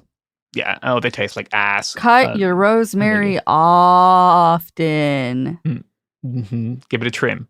People get really scared about pruning or pollarding. Yeah. If you've got a tree, you pollard it. But it's really not that scary. Again, like depending on your plant, you'll find some good videos on YouTube. Yeah. And the last thing I wanted to talk about is rotating your crops. Oh, yeah. Did you learn about this in school like we did, or is this just a British? They teach you guys about crop rotation? Yeah. That was not in any of my classes. Really? You didn't have the 3-field system? No, I learned that from like some nice YouTuber. Okay, well, there's a niche for you there if you're a British person. Teach American people shit they should have learned in school on YouTube. It's going to take a long time. That's a long program. Yeah, you're overestimating our education system. So you can rotate your crops. So if you're growing the same thing in the same soil every year, it's going to pull the same stuff out every year, right? So unless you're replenishing your soil, which you want to do, if you've got your annual plants, right, you do want to aerate your soil, turn it over. You can get a soil aerator. That's controversial. You don't believe in soil aeration? It's controversial. My belief is that you should augment and aerate your soil. Or you can rotate your crops, right? Which what you're doing there is not growing the same thing every year. And crucially, what you want to include in a crop rotation is a nitrogen-fixing plant, which is to say a leguminous plant. So the squirrels are actually trying to help me by planting those peanuts. Yes, I guess peanuts are a legume. I'd never thought of that. Yeah. From a country where peanuts wouldn't grow. I guess I should apologize to the squirrels. Yep, little farming squirrels. I like to do peas. They're a legume. A lentil. Everyone loves a lentil. It's kind of fun to grow a little lentil bush. I hate a lentil. Do you? Yes, I remember you said this on Twitter. This is incredible to me. It's because biting into a lentil, the way that surface tension breaks when you bite it, to me is exactly how I imagine it would feel to bite into an engorged tick. I was just reading about someone who bit a tick. I just decided I am anti-lentil just based on that so description sorry. alone. We can't allow Molly to ruin lentils. Lentils are your friend. I know they're great. They're a great source of non-meat protein, but I can't do it. Apparently, I no longer can do it either. Cook them enough and there's not the surface tension. Or get split ones, the red lentils that are split, then you won't have the tension I can problem. do that, yeah. Okay, we've agreed on. I'm like 50% lentil by mass. If I didn't have lentils, I don't know if I would make it. I make a big thing of lentils every single Sunday, and then I eat them most of the week. It never even occurred to me. Like, what does a lentil plant look like? Which part of the plant is the lentil? It's the seed, I think. Oh, it's the legume. It's the... Yeah. That sounds labor intensive to harvest. It's not too bad. It's kind of fun because lentils play such an important role in my life. I like to grow them. It's fixing nitrogen back. But you could put any leguminous plant, right, would fix the nitrogen back in your soil. And if you rotate those through and even leave your soil fallow for a while so they don't grow anything, right? If you have the space to do that, rotating your crops around, right? So you have like a fallow and then something else and then a legume and then you just rotate them around every year. I just have the pit. You could segment off the pit. You could do pit quarters and you could rotate them around. You could have lentils, you could have tomatoes, basil, and then a little fallow patch for the dogs to run around in. I've just let you say tomatoes and basil this entire time. Yeah, I'm so glad. Thank you. Thank you for not making me feel bad. I was thinking it. I want you to know. But I held it in like a winner until the very end. The very end. My grandmother says tomato. Yeah, good. Yeah, some Americans do, yeah. Really? The ones that I've met, I feel like they're either doing it. Sometimes people will meet me and then start talking like me. Incredible. It's not at all. It's really weird when you notice someone so unhinged. Changing their vowels. It's very weird. I don't know if this happens to everyone or if it's just a thing that happens to British people. So yeah, that's my message for you all. Grow plants. Do not start speaking like me or anyone. Don't parrot people's accents. Just talk the way you talk. It's fine. But just like, don't overthink it. Just put some plants in the dirt. Try it out. The worst that can happen is it doesn't work. It's okay. Yeah, they're not very expensive. Get seeds. Grow them up from the seeds. And never buy cut basil from the grocery store. You spend $6 for that little plastic blister pack of leaves. Don't do it. It's cheaper to buy the whole plant And then you have unlimited basil. Unless you're me, who can't grow basil. Unless you're Sophie. Yeah. Just Sophie, please go ahead and buy cut basil. No, I'll just steal some from my friends who know how to grow. Yeah, that's another thing you can do. Steal. Oh, yeah, that's the other thing. Steal plants from your friends. Bring your friends' cuttings. Share your plants with friends. I don't consider it stealing to snap off little cuttings or seed heads. No, like I don't either. No. My fanny pack is full of like mysterious seed heads that I popped off of plants. And so I put some in the dirt because I couldn't remember what they were. Mm-hmm. That's also like a really fun game. Yeah. I think these are cosmos. We'll find out. Get some seeds and trade them with your friends. Then everyone gets a mystery plant. Be a fun thing to do. And don't forget to grow a flower too. Yeah, grow a nice flower. Attract some bees. Grow some pollinators. This is a weird little anecdote to end on. So Beyond, who are the company who make the protective combat uniform for the US military, they also make some really nice clothing that I buy for work stuff. Sometimes I get afraid of being on fire, so I like to buy fire retardant stuff. Mm-hmm. And they send a little tag with all of their clothing. So you're buying your like fire retardant base layer to wear under your plate carrier when you're working, and it comes with a little tag that has plant seeds in it. And if you plant the tag, flowers will grow. That's beautiful. It's wonderful, isn't it? Yeah, it's very nice. And for that reason alone, they're my favorite purveyor of fireproof uniforms. Oh, and get a sun hat. If you're outside gardening, get a big floppy sun hat. It really helps you get in the zone, and it also protects you from the sun. It's a great tip. I think we should end with that. Buy a sun hat. Buy a sun hat, wear sunscreen, and listen to 16th Minute of Fame, our newest Cool Zone Media podcast hosted by Jamie Loftus. Wow, so true. So true. Wow, yeah. Listen to it while gardening, wearing a sun hat and sunscreen. I did that this morning. That's what I was doing this morning, Sophie. How did you know? Oh, Molly. Such a legend. I was propagating my basil tops in my little sun hat, listening to Jamie's show. All right, the podcast has ended. Farewell.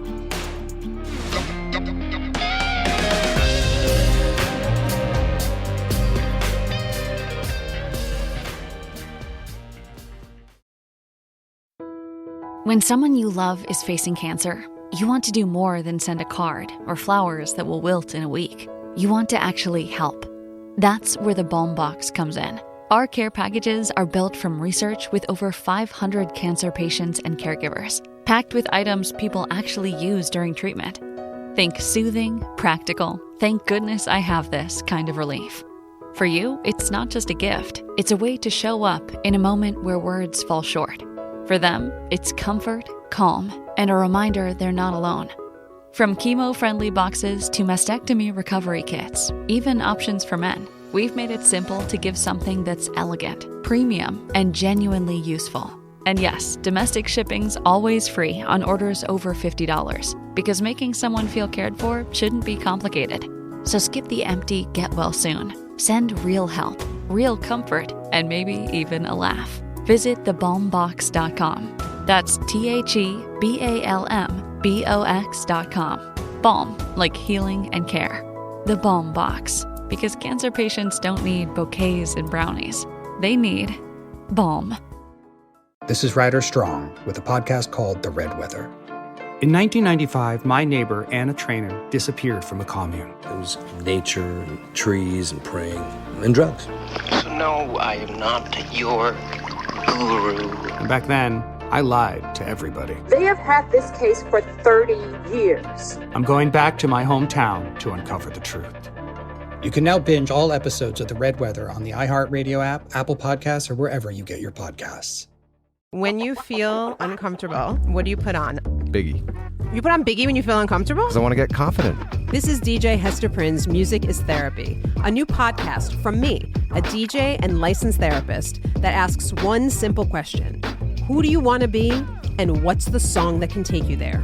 Music changes what you feel, and what you feel changes what you do, right? That moment where a song shifts something inside you, that's where transformation starts. This year, I'm talking to experts across every area of life, like personal finance icon Jean Chatzky, New York Times journalist David Gellis, relationship legend Dan Savage, human connection teacher Mark Groves, and the man who shaped my ear more than anyone, Questlove.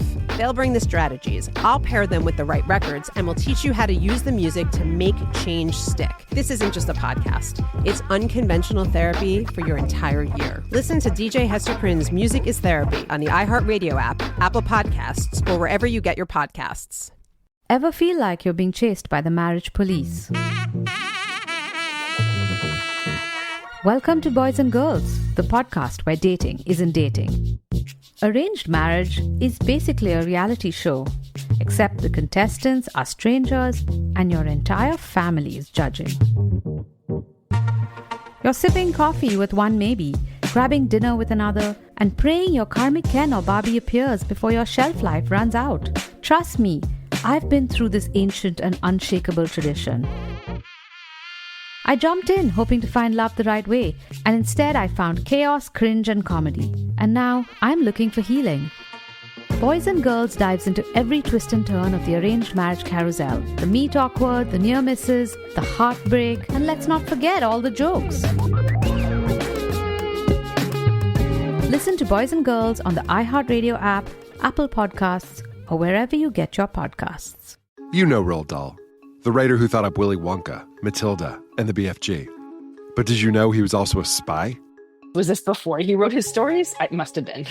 Our new podcast series, The Secret World of Roald Dahl, is a wild journey through the hidden chapters of his extraordinary, controversial life. His job was literally to seduce the wives of powerful Americans. What? And he was really good at it. You probably won't believe it either. Okay, I don't think that's true. I'm telling you, the guy was a spy.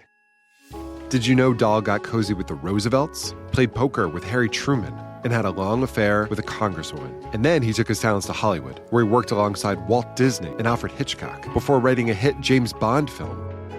How did this secret agent wind up as the most successful children's author ever? And what darkness from his covert past seeped into the stories we read as kids? The true story is stranger than anything he ever wrote. Listen to The Secret World of Roald Dahl on the iHeartRadio app, Apple Podcasts, or wherever you get your podcasts. Welcome back to It Could Happen Here, a daily podcast about the widening cracks in society threatening to swallow you whole. I am, once again, your occasional host, Molly Conger, joined today by your friend and mine, Robert Evans. Hi. I'm, friends of all people.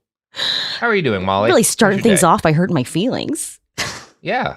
Well, you and I have been buddies for a while. We're a special kind of friend that can only exist in the era of signal loops, because we met in 2020, and then since then, the bulk of our socializing has been one or the other of us being like, so this fucked up thing happened to me on the internet. and yeah. That's friends at the end of the world. That's friends at the end of the world. Yeah, watching the long, slow slide together. Well, today I've got sort of an update on the ongoing cases against the Nazis who invaded my local college campus 7 years ago. I say sort of because it's a messy story and the end result is nothing. So we finally got a case to trial and nothing changed. So for listeners who aren't keeping tabs on my local county court's effort to apply an old anti-Klan law to a Nazi rally that happened a lifetime ago, just a quick reminder. Yeah, long time ago. This is about the August 11th, 2017 torch march held at the University of Virginia on the eve of the Unite the Right rally in Charlottesville. Yeah. I've done a couple. So this is not the rally. This is not the precise, like the rally where there was the James Alex Fields did his vehicle-based terrorist attack. This was the thing that happened before that. This was the appetizer, right? This was the night before they all got together and held their torches. And so I've done a couple episodes about these cases, and I've been writing about them in my newsletter, The Devil's Advocate. So if you want a deeper dive into the cases more generally, that is available elsewhere. So in the year and change since these cases started getting filed, we've seen 11 guys charged under this sort of obscure Virginia law that makes it a felony to burn an object with the intent to intimidate. It's based on an old anti-Klan law criminalizing cross burning. But back in 1998, a couple of Klansmen got into some trouble for burning some crosses. And I'm trying to break myself of the habit of getting really deep into these sort of tangential pieces of history that underlie a story, because it turns out that's my special interest and not actually great podcasting. But the long and the short of it is, Virginia's cross-burning statute had to be amended. The original law banned it outright with this sort of built-in assumption that, like, obviously if you're burning a cross, you're trying to communicate a certain kind of threat. But the law didn't actually say that. It just made it illegal to do it. And so the act itself of burning the cross under the old law was prima facie evidence of intent to intimidate. And the courts ultimately found that that's unconstitutional. So in 2002, the General Assembly amended the law, and they just added in some specific language that you have to be doing it with a specific intent, right? You have to be doing this to intimidate someone. Again, that's kind of implied, but the implication was not sufficient. So they changed it. I know that sounds like some really like C-SPAN level, like boring shit, like legislative history is not why you're here, but I promise that's going to pay off, right?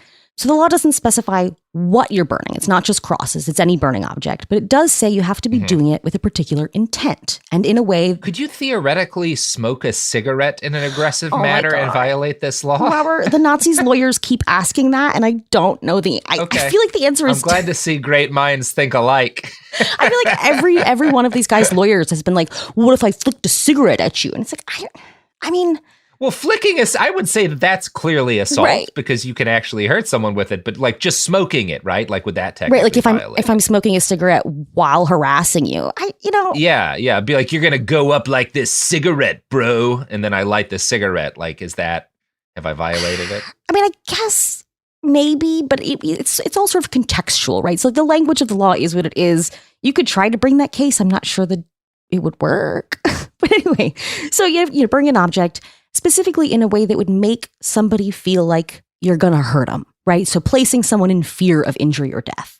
But since that change was made in 2002, nobody's ever actually been charged with it. So like many laws, like Virginia's prohibition on trying to incite a race war, that is apparently a class 4 felony. Yeah, Thomas Jefferson might have had a hand in that law. That's scants. Actually, it's from 1950, and I'm really interested in the legislative history. I'm going to ask a law librarian. Yeah. But again, I'm lost again. I'm lost again. So this has just been sitting on the books for 20 years, waiting for somebody to try it. And so last year, somebody tried it. Last year, somebody finally put the law to the test and started charging the guys who participated in that torch march. And what better application of this law, right? I can't think of a clearer example. The torches, they're on fire. They're chanting blood and soil. They're throwing Hitler salutes. They're attacking people. And of the 11 men charged so far, 5 have already pled guilty. 4 of those have already been sentenced, all receiving active sentences of a year or less. And they've actually already completed those sentences. Only half of those guys actually went home from here, though. And another little aside, Tyler Dykes served a few months here, and then he got picked up by the U.S. Marshals on federal charges for the insurrection. William Fears served a year, and he actually just got picked up the other day by a county in Pennsylvania. It's an old bench warrant. He's been in jail so many times in so many states for the last 20 years that they've actually been having trouble getting a hold of him for violating his probation 15 years ago. They let him off on probation for lying on a firearm application in 2005, but then he kidnapped a college freshman and stabbed her in the face, which I think was a probation violation. And by the time they got around to bringing him in, he was already back in prison for strangling a different woman. But again, another digression, sorry. So even though we've had 5 guilty pleas, we still hadn't actually seen this case taken to trial. So we know 5 defendants looked at the evidence and thought, oh yeah, well, that's a video of me committing that crime. We still didn't know what a jury would make of it. And this month, Jacob Dix took his case to trial, and we still don't actually know what a jury would make of it because it ended in a mistrial. After 12 hours of deliberation over the course of 2 days, which was significantly longer than they actually spent hearing the evidence, the jury was deadlocked. They had 8 not guilty votes, 3 guilty, and 1 person who didn't have an opinion either way. A source tells me the jurors all agreed not to make any public statements or to discuss what happened in the deliberation room. So we don't know for sure what the debate was like in there. But I sat through the trial, and honestly, I know what kind of case I would have put on. Right? So obviously, I believe a guilty verdict is achievable in this case. But given what I saw, I'm surprised even a single juror voted guilty. There was nothing there. But before I tell you about the 3 days I wasted sitting on a wooden bench in a courtroom they used to use for Klan meetings, let's hear from some advertisers. Speaking of the... Nope. Here's the ads.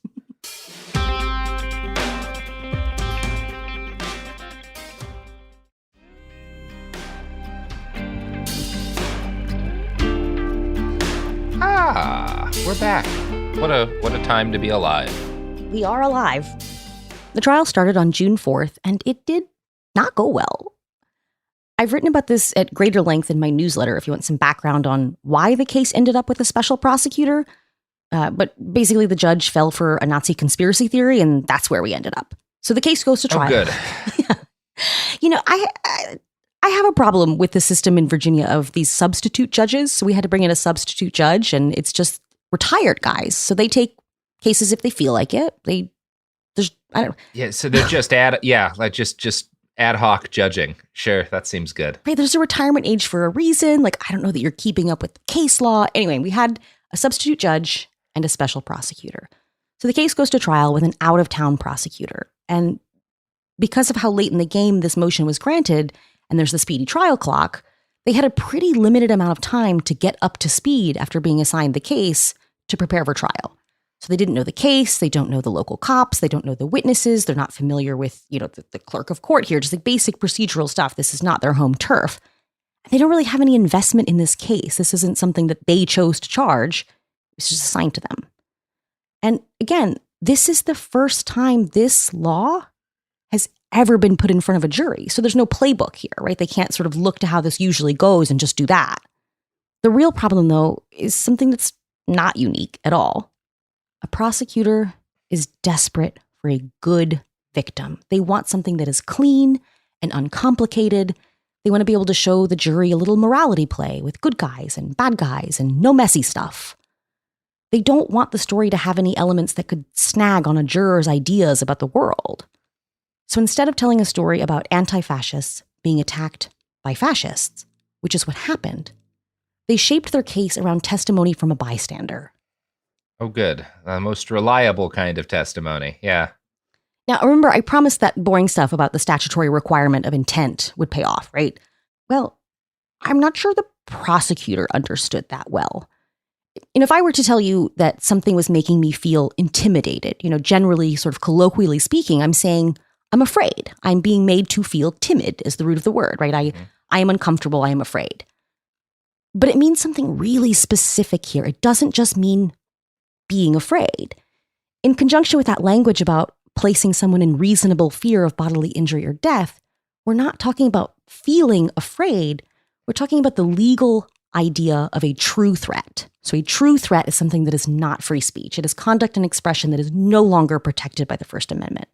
And I'm not going to go to bat here for the First Amendment. I'm not going to defend this sort of like libertarian idea that actually it's good and healthy for a society that people can march around playing junior stormtrooper.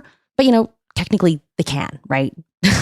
Love it or hate it. That's not what we're talking about. It's the difference between saying, I think the government should round up and kill this group of people, which is absolutely protected speech, and saying, I am going to murder you tonight in your home at this address, which you theoretically can get in trouble for, although a lot of times people don't. In my experience, people who say that to me don't get in trouble, but I'm not sure that's a legal thing. It's mainly they get in trouble when they do that to FBI agents, as that one Trump fan did after Hunter Biden's conviction. Or there's been a rash lately of people getting picked up after they leave a voicemail at a congressional office. Don't leave a threat in a voicemail, okay? Don't that. Yeah. Why? What are you doing? How do you think this is gonna work out? People are cooked. So a lot of people are learning lately what a true threat is, right? So, up until that point, there's a lot of shit you can do that sucks. You can march around and be a little Nazi with your pals, but what you cannot do is engage in conduct that constitutes a true threat. And I think drawing that line in a really clear way for the jury was what this case should have been about. I think they needed to hold the jury's hand through that, and say, the defense is making this a free speech case. And if it had stopped here, if it had stopped at this point, show them where it stopped, where it changed. But they didn't do that. And they left that line really blurry. Because the problem is the point at which that line was crossed was when that march encircled the small group of counter-protesters, right? So they spent half an hour marching, and then they got to where they were going. And that's when it crossed the line. They lit their torches, they marched, they chanted. It was obviously intended to evoke Nazi Germany. They're saying blood and soil, Jews will not replace us. It's a real Hitler vibe. And a lot of people who are on the fence about this prosecutions are looking at that and saying, well, yeah, like that's disgusting, but isn't that free speech? And it is. Most of that was, right? So most of that conduct was not against the law. If you saw that, you might feel afraid. people did. And that makes sense. It was very alarming to see. It might make you feel unsafe. And it could, and definitely did eventually, evolve into a situation where people are unsafe. But seeing them pass by doesn't actually put you in a position where you might die. I mean, not right at the moment anyway, right? The law doesn't really extend to the idea that this is part of a larger societal shift that ends violently. This existential threat of the rise of fascism doesn't constitute a true threat in the immediate sense under the law, right? Yeah, a dude in a similar situation in DC in 2020 stabbed a person and got off because it was very clear that he, like, when you are surrounded, that's true threat, right? That you are in imminent danger, right? And it wasn't just a person. That was Jeremy. I know. Yeah. That was Jeremy Bertino. One of my favorite stabbings. Yeah, just a weird turn of events for Jeremy, because the month before he got stabbed, it was it was one of the other Proud Boy rallies in DC. I was surrounded by a group of Proud Boys that he was commanding, right? And so I was in the same position, and I was getting a little nervous because they were starting to, get in my face and touch me and try and move me around. Jeremy actually made them stop. You don't chivalry. You don't got to hand it to Jeremy, but I think he knew it would have been bad for them if they stabbed me. Little did he know. Yeah. He would be the one. Whereas the guy who stabbed him was in block and such. Yeah. Just a strange twist of history for Jeremy. Now he's state's witness. Mm-hmm. Anyway, where were we? We could cut some of that. I'm out of it today. We're both in a bad way right now. Yeah. I think everyone's always in a bad way these days. It's worth acknowledging. I can't sleep anymore. You're frazzled. Like, welcome to 2024. It's fine. Losing my mind. We're doing as well as either presidential candidate. I had to wait until a recess in the city council meeting yesterday to go outside and check on the drive-by on my block. Like, things are going good. Yeah, things are solid. Yeah. Should I just take that whole paragraph from the top? Sure. Yeah, start it. Because I don't even know where to restart. Okay. It wasn't until the march encountered the counter-protesters that there was truly intentional intimidation that placed them in fear of injury or death.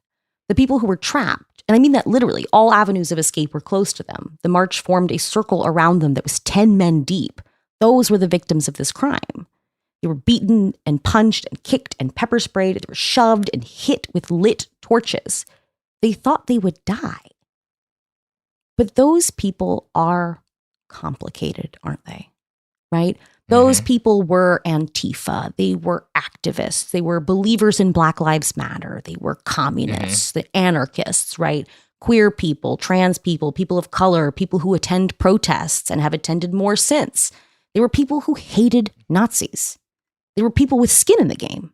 People whose existence is inherently politicized, and thus attempts to destroy them can't just be seen as a human being assaulted. They have to be seen as like, well, is the thing that they believe and my opinions on it as a judge a mitigating factor? Right. It's messy. It shouldn't be, but it is. Right? These were people who believe that we have a duty to each other to stand in the way of the march of fascism. And that night, that's literally what they did.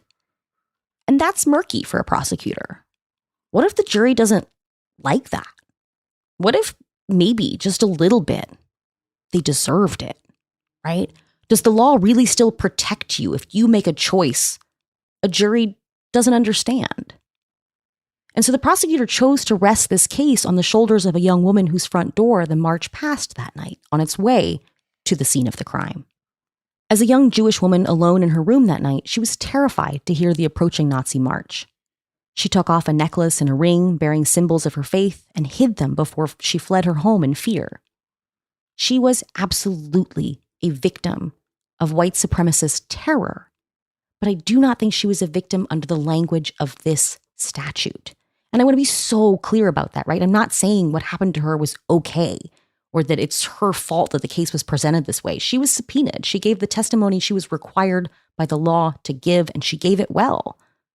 And she's obviously deeply traumatized by this. And so when I say she's not a victim of the crime, when I say that, the fear that she felt does not meet this legal standard, I don't mean anything other than that. There are far more ways to harm a person and a community than have been contemplated by our part-time General Assembly.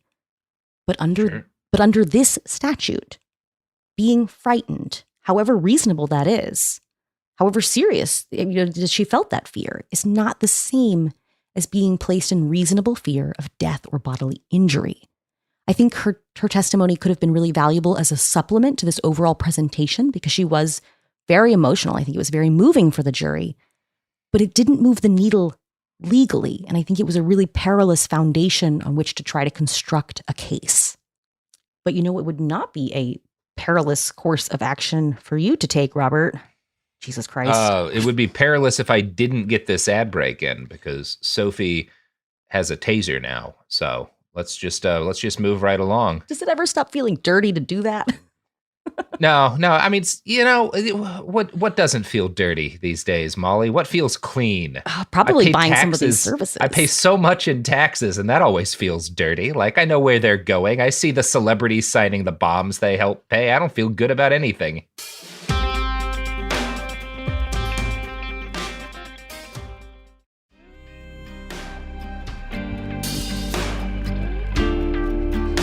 We're back, and here's a free ad, Molly. I found out where I can buy the really good mace. I learned about this mace, the right way to learn about mace, which is I had it used on me and was like, wow, that mace was much more debilitating than normal mace. You got a free sample, you mean? Yeah, I got a free sample from 2 different federal agencies, and it knocked me out of commission for about a half hour each time, which is pretty good for mace.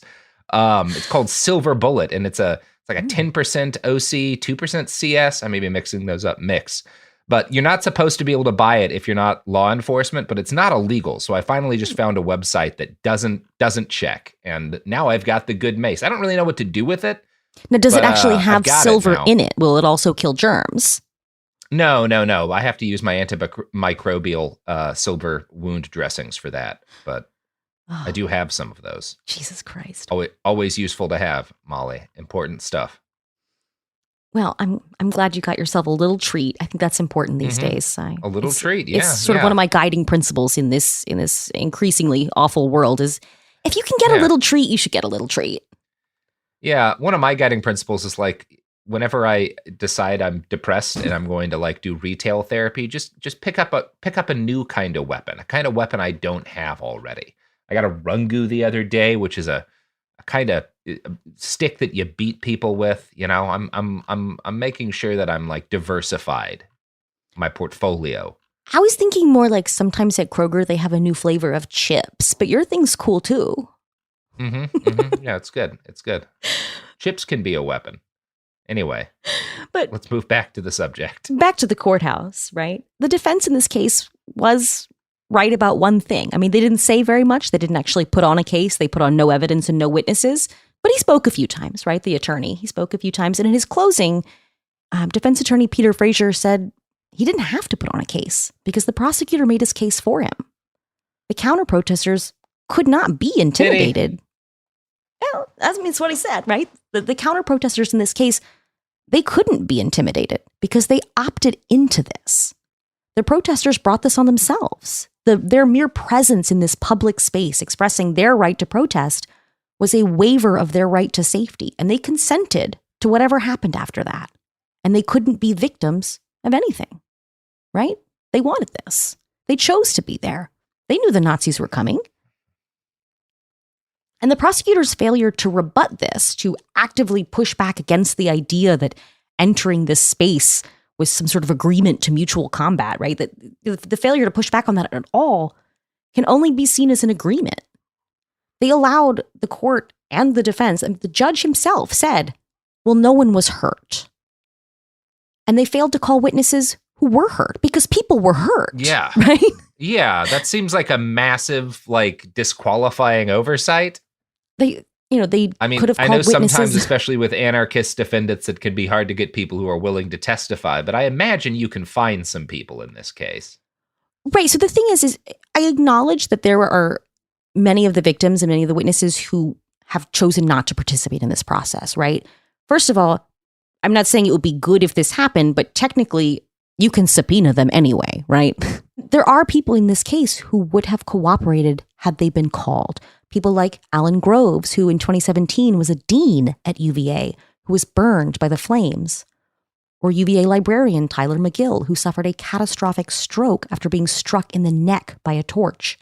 Free advice there, folks. Free advice there, prosecutors. They subpoenaed but did not call my own friend Goad, one of the counter-protesters there that night, whose testimony about being pepper sprayed put Christopher Cantwell in jail. They did not call Devin Willis or Natalie Romero, who were plaintiffs in the civil lawsuit and have already proven their ability to testify with incredible courage and clarity about being kicked and punched as they were trapped by the wall of flames. In the civil trial, Devin recalled the moment he realized he had been doused in lighter fluid. He thought that they were going to burn him alive. He was 19 years old, and he testified that all he could think about was that he had so much to live for, and he had to find a way out. And Natalie, she testified about being trapped, about how small she felt at the center of the screaming mob, and that she thought she would be burned to death as she covered her face and her head from the rain of fists. And she described that she didn't really understand the effects of pepper spray. She was a college student. She'd never been pepper sprayed before. When she got home that night, she sat down in her shower to cry, just trying to process the experience of, nearly being killed by a crowd of Nazis. And the hot steam reactivated the chemical irritants, burning her eyes and skin all over again. They didn't call the people who were hurt, and they let the jury think that there were none. And the only actual witness to... No, you go ahead. It's such a dereliction of duty. Like, it's such a frustrating, it's not hard. Like, this is not secret information that you're privy to because of your deep Antifa connections. You can just Google this. This is 30 minutes of reading to have a couple of those names at least. The federal court transcripts of this testimony exist. They're free. I already paid for them. At one point when the judge said, this was outside the presence of the jury when the judge said it, but the judge said, no one was hurt. And I'm sitting in the courtroom next to someone who was hurt. Right. And I'm just I embarrassed to be in this room with these people who are behaving this way. The only actual witness to and victim of this crime that they put on the stand at all was Emily Gorsensky. And this was not her first time on the witness stand in that courtroom. She also testified against Christopher Cantwell for pepper spraying her that night. And she handled it well, right? She's testified before. She's good at it. Yeah, She's Emily's great. Unshakable. But a witness can only answer the questions they're asked. A witness can't put on their own evidence. A witness can't tell you a story. A witness can't do anything other than give short answers to questions. Right? So even the best witness is only as good as the questions they're asked. And they failed to elicit from her the most important part of the story. What actually happened at the statue?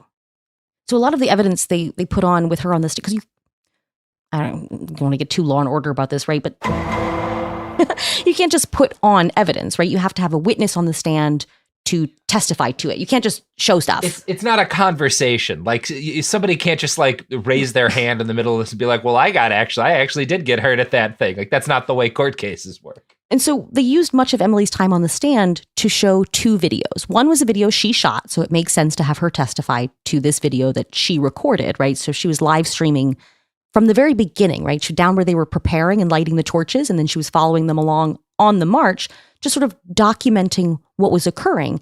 And that's what she thought she was there to do, right? She's just documenting that this march is taking place. She's thinking, they're going to give some speeches. I'll record the speeches so people can sort of see what this event was about. She did not go there intending to become trapped and assaulted, right? So much of her time on the stand was sort of answering questions about this video as it played, but they also had her answer questions about a video that was recorded from inside the march. And I'm not sure how effective it was to just show 30 minutes of video of guys walking. And the defense leaned really heavily into the idea that, well, obviously she wasn't scared. Look at her, right? So she's clearly not intimidated. She's really close to this march recording it. And without a concrete theory of the case that establishes that, well, no, this isn't where the crime is happening, right? That these guys walking isn't the crime. She's not intimidated yet. That's not happening right now. So without that sort of concrete explanation for the jury that the crime occurs at the end, they might take away from that, well, oh yeah, she doesn't really seem scared here, right? That this whole part where she's walking and narrating, she doesn't really seem scared.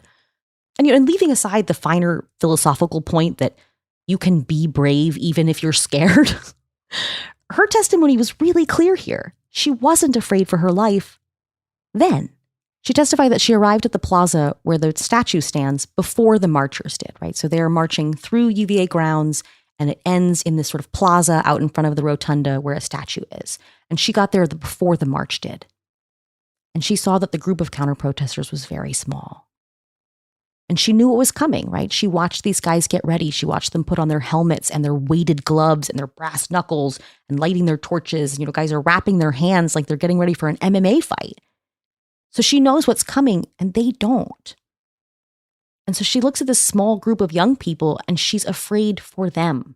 She's afraid for their safety. She feels a duty to these people. They're mostly college students.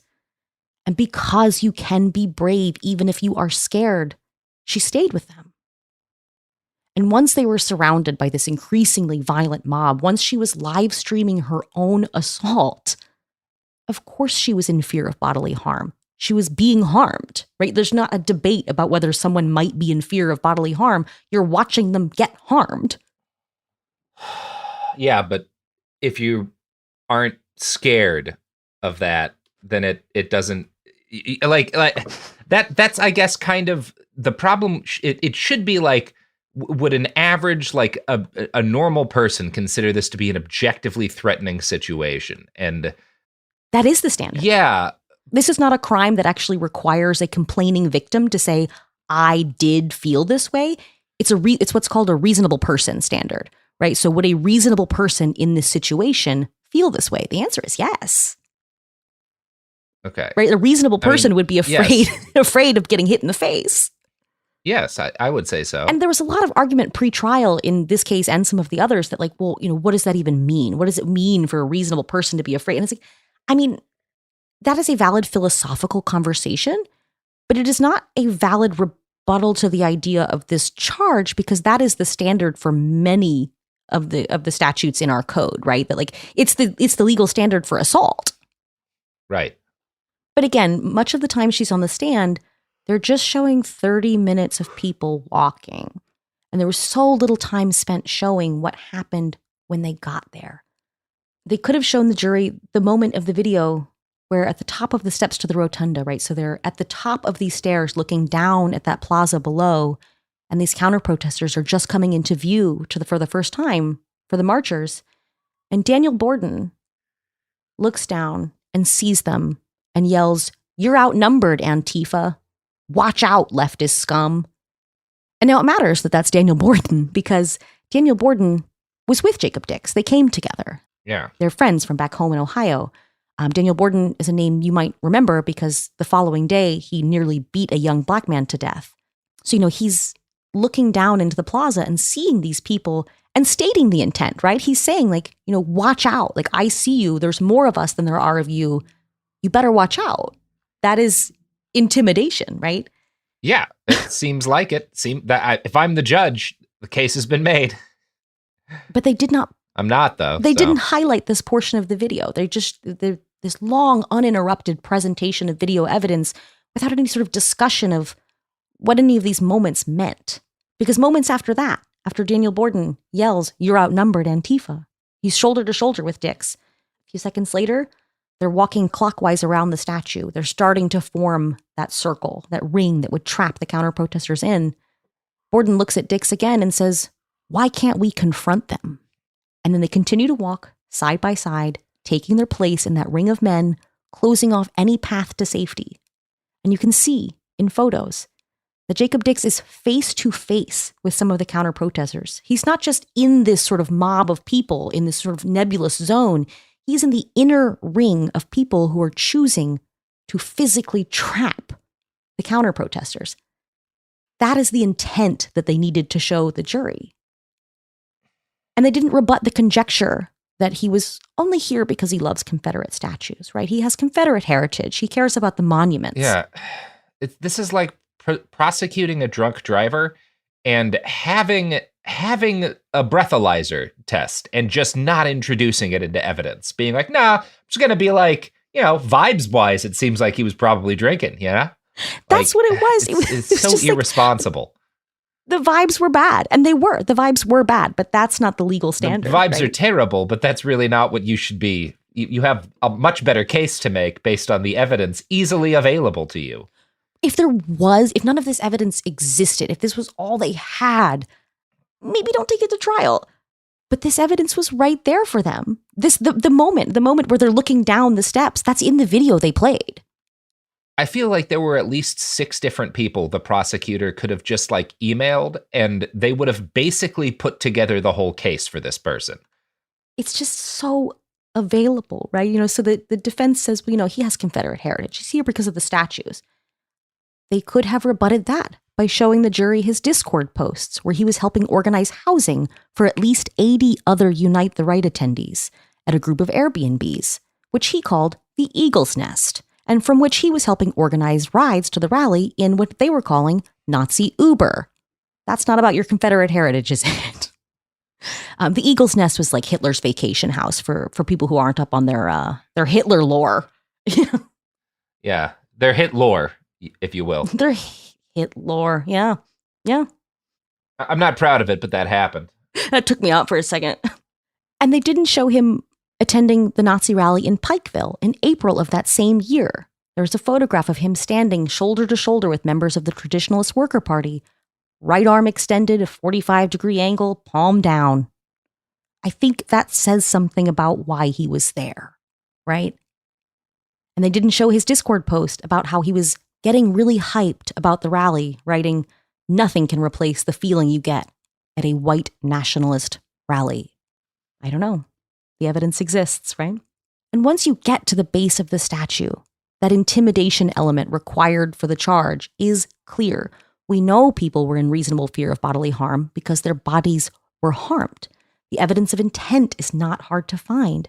The marchers saw the small group of counter-protesters as they descended those stairs. They saw them from above and they chose to proceed and surround them, knowing they vastly outnumbered them. They hooted and cheered, screaming, "We're coming for you," as they encircled the statue. There were assigned marshals for the march directing people in a clockwise fashion around the statue to form the circle. This was not an organic event. And as the ring closed, Richard Spencer's bodyguard, a now former Woburn, Massachusetts police officer, John Donnelly, can be heard in one video saying that we need to fill in over here to block these guys off. This was an intentional act. The defendant himself is visible in these videos as he moves down the steps, across the plaza, and winds his way around the statue. And as the fighting breaks out, he holds his position in the inner ring of torchbearers who have these people trapped, unable to escape the violence. It doesn't matter that he did not commit these acts of violence. He was holding the line that trapped people inside of it. And his intent in that moment is inescapable. But the jury doesn't know that. It's just an incredible failure, honestly. Yeah. I'm glad the case got thrown out. Is it possible that the next person to be prosecutor in this will have an IQ that rises above room temperature? So I asked several lawyers about some of the finer points of what happens with a mistrial, and I got different answers from all of them. Because this is sort of like everything in this case is just a little bit fucked up, right? We have a substitute judge. We have a special prosecutor. We have a mistrial. We've just like so many things that kind of mess it up a little bit. In the event of a mistrial, the prosecutor has the option to try the case again, right? That's always the case. There's a mistrial. The prosecutor can say, I'm going to let it go. I'm just going to let it go. Or they can say, no, we're going to bring it again. We're going to bring it again, and they don't have to bring it the same way. They can bring in different evidence, different witnesses. It's sort of a mulligan for everybody, right? What's not 100% clear is whether the same special prosecutor tries it again or if it sort of goes back to roulette. Several lawyers agreed that it would be the same prosecutor. I believe her office is under that impression. So right after the mistrial was declared, Shannon Taylor, the special prosecutor, said she does plan to try it again that could just be bravado. It's unclear. There's a hearing date set for August there's still some pending motions in the case. And so the funniest part is that there's still a pending motion to dismiss from the defense. So technically, even if the prosecutor says, yes, I'm bringing this case again, I'm doing it, the judge could be like, actually, I'm dismissing it. So it could go a lot of ways right now. But at this point, I'm not super hung up on the particularities of this defendant, right?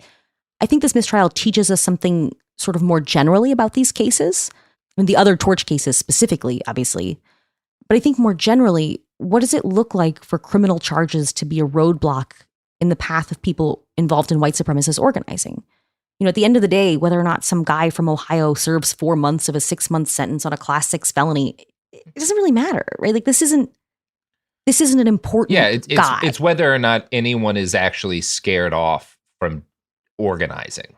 Right. Like not to use the language of the prosecutor, the master's house, the master's tools, this, that, and the other. But I don't cotton to that logic, to be honest. I mean, he used those tools for a reason, right? But yeah, I mean, he used those tools for a reason. Like, if you couldn't bring down the master's house with the master's tools, then what were all of those formerly czarist troops doing, overthrowing the government with rifles the czar gave them? But part of what prosecutors talk about when they talk about charging, maybe not these cases in particular, but just generally speaking, is that bringing cases is intended as a form of deterrence for everybody, right? That what happens to this guy is not the most important, but maybe some other guys see this and think, maybe that's not a good idea. And so I think in some of these cases, though, you can see, maybe that this charge is interrupting a more significant pattern of behavior, right? So nailing Thomas Rousseau on a felony would obviously change the trajectory for Patriot Front. I don't know what that looks like at the end, but it certainly changes the trajectory. So Thomas Rousseau is set for trial in the fall. So he has been charged. And I think that will be an interesting case to follow because he has the same lawyer. And, if they end up charging Jason Kessler, that would just be really funny. There's a lot of possible outcomes here. If they'd arrested these guys in real time that night, maybe the rally the next day would be different. If the cases had been brought 6 years ago, maybe certain arcs of history would have bent differently. It would have broken some momentum or discouraged some movement activity or broken bonds between people who met there. Some of the guys who were there and could have been charged in real time went on to do some real damage in their personal lives, in their communities. But I'm not sure that's a basket I want to put my eggs into, right? If a court case takes a fascist out of the game, great, right? That's some kind of harm reduction, but it's not something you can count on. And honestly, it doesn't consistently reduce harm in the long run. You just can't get lost in the sort of what ifs of, what if the system worked better to actually help us? Because it doesn't. That was never on the table. It's not like I'm saying, we needed a conviction in this case because the courts are the ones who are going to protect us by putting this man in jail briefly, right? That's not the case. I think the lessons are immediately instructive to the prosecutor who tries the next one, obviously. Watching the game tapes, play better next time.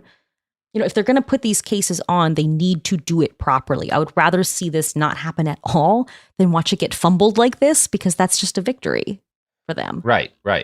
Yeah. And it's a sharp reminder that the courts are not equipped to interrupt fascism or rein in white supremacy. That is not what they were built for. That is not what this tool does. You are trying to screw it in with a hammer.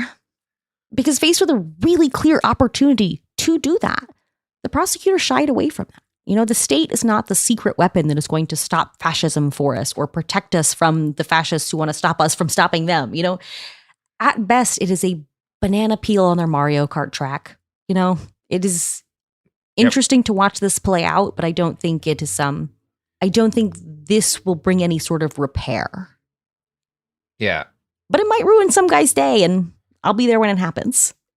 I don't think it's worthless, obviously. I think, in fact, one of the things I will point out, since this is kind of ending on a doomer end, I think the legal onslaught that was launched by the survivors, shall we say, at Charlottesville against organizers and whatnot is a big part of why most of that crew stopped being relevant. Yes. Like, it did, in fact, damage them. Now, did it disrupt and stop fascism nationwide? Of course not.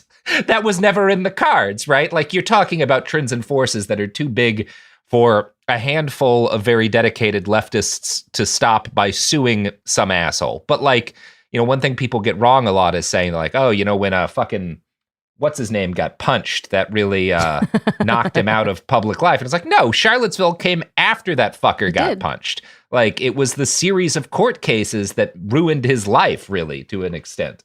And I think there's an important conversation to be had about what it means to win, right? Because if you're a lawyer, if you're a prosecutor, winning is really black and white. You win a judgment, you win a conviction.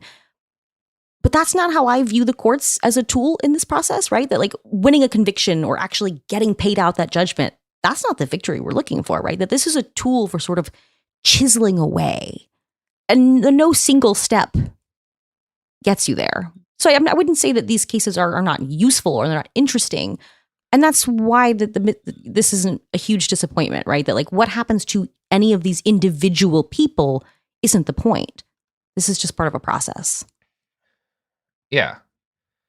So, I don't know, keep that in mind as you look at this stuff, like, because it's very easy to look at one case and just be like, oh, it's doomed. There's no point in trying any of this. It's like, no, the lawfare that people have launched in response to Charlottesville has been a successful action. Like, if you want to look at it kind of in military terms, it has been an offensive that has broadly achieved a number of its goals. The Sines v. Kessler lawsuit against the Unite the Right organizers, it sort of established this playbook that's now being used by others. There are similarly structured lawsuits now being filed against other white supremacist groups, against White Lives Matter Ohio, against Patriot Front, and it is effective. And again, not in the sense that the lawsuits will extract, money judgments. Or that everyone's going to go to fucking prison, but it makes their lives miserable. Yeah. I just don't want people to walk away being like, well, there's no point in fighting this way, because there actually is. It works very well. It's just not a silver bullet. It's not a sports game. Ugly and messy and hard. And I will end at least by saying, I know we have a lot of anti-electoralist type people here. The one place you absolutely should vote, if that is a thing where you live, is elections for local judges, because that is a great way to at least reduce the odds that your friends go to prison. I know people, I have people I love who are not in prison because the judge they happened to draw wasn't a piece of shit. And you're really just hurting yourself if you have the option to pick a judge who sucks less and you don't try to. That's where I land on that shit. There's a lot that we can do and none of it's going to do it all. But yep. In the meantime, I will continue spending whole days on that horrible wooden bench and I'll let you know how it goes. Yep. Thank you, Molly, for continuing to engage with a system that is not very fun to engage with, but necessary to. Well, everybody, that's the episode. Go to hell. We love you.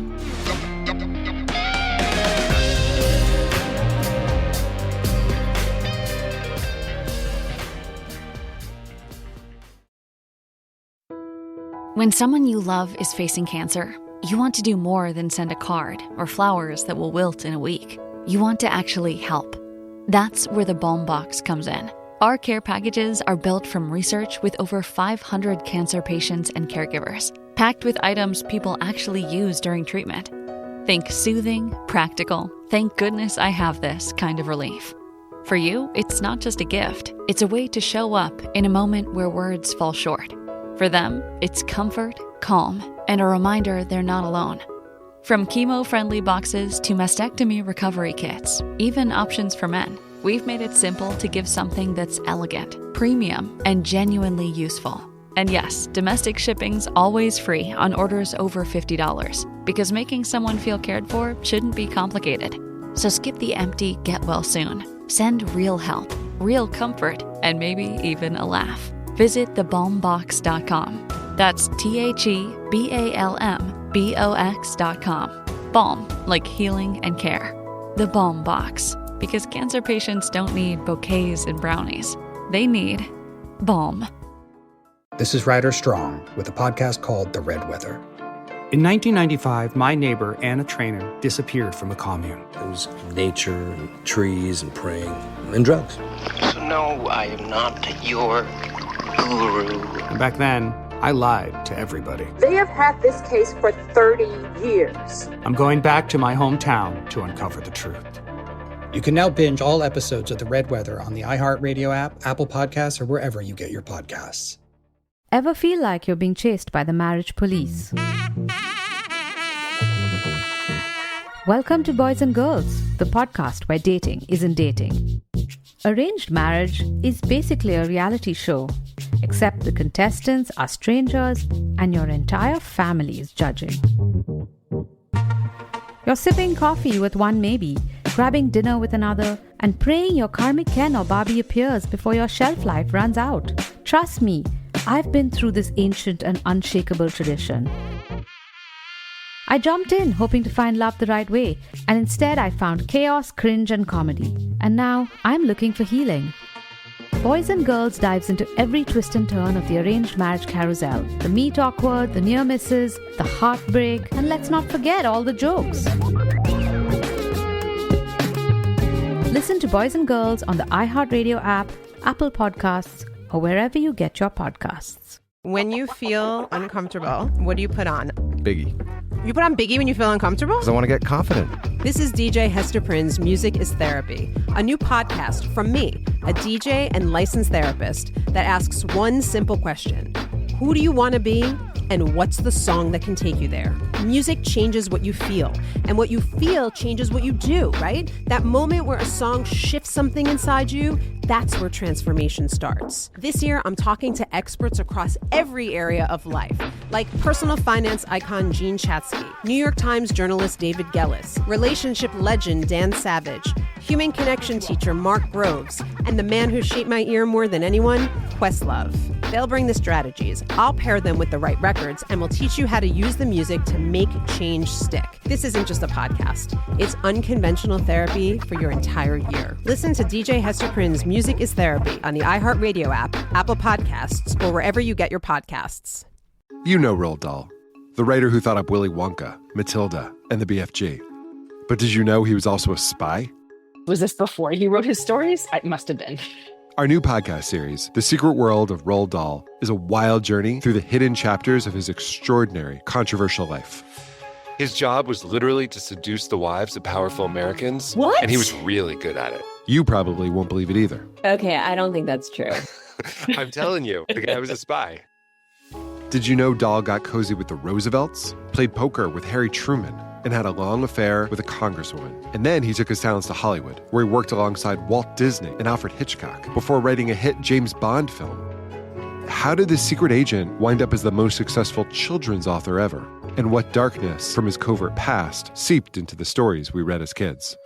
The true story is stranger than anything he ever wrote. Listen to The Secret World of Roald Dahl on the iHeartRadio app, Apple Podcasts, or wherever you get your podcasts. What's warring my crimes? This is It Could Happen Here, a podcast about things falling apart. And, you know, what all the kids these days are talking about is war crimes. That was me being kind of blithe, but they actually are, because of, you know, what's continuing to happen to Gaza. More people than I can recall in recent memory are talking about, like, war crimes, what it means to commit war crimes, violations of international law, which is good because that's an important thing to be talking about. The downside of it is, as is often the case when people talk about things on the internet, a lot of people are talking about war crimes and don't actually know what that means. So I figured, let's talk about, like, what war crimes do. And I'm going to bring on James Stout, fellow war crimes watcher, to talk with me about what war crimes be. James, what's your favorite war crime? My favorite, that's a difficult one, isn't it? Because it's like asking the best season of Doctor Who, you know? It is, yeah. What I like to do with reference to war crimes is I wake up, right, and I sort of, you know, you're just waking up, you get your phone off the charger there, and then you look, and there's a message on Telegram. But that's how I consume war crimes. Just a random. If it's on Telegram, there's a 40% chance it's a violation of the 1864 Geneva Convention or the subsequent Geneva Conventions. Yes. So I wanted to do this because I do think that one of the things that is unfortunate kind of about the colloquial way in which, like, the positive side of the way social media has impacted the coverage of conflicts is that we are now seeing, like, for the first time, this is not the first time Israel has killed a shitload of Palestinians. This is the first time that, like, a really substantial majority of the American populace has been like, and that's bad. Yeah. And that owes a lot to the way in which information is spread on social media. One of the downsides of that is because this is happening in kind of a colloquial diction, people are not always super accurate. And a term like war crimes in particular often gets used to mean like anything I don't like that happens in a war. And there are a lot of things that happen, like war is bad.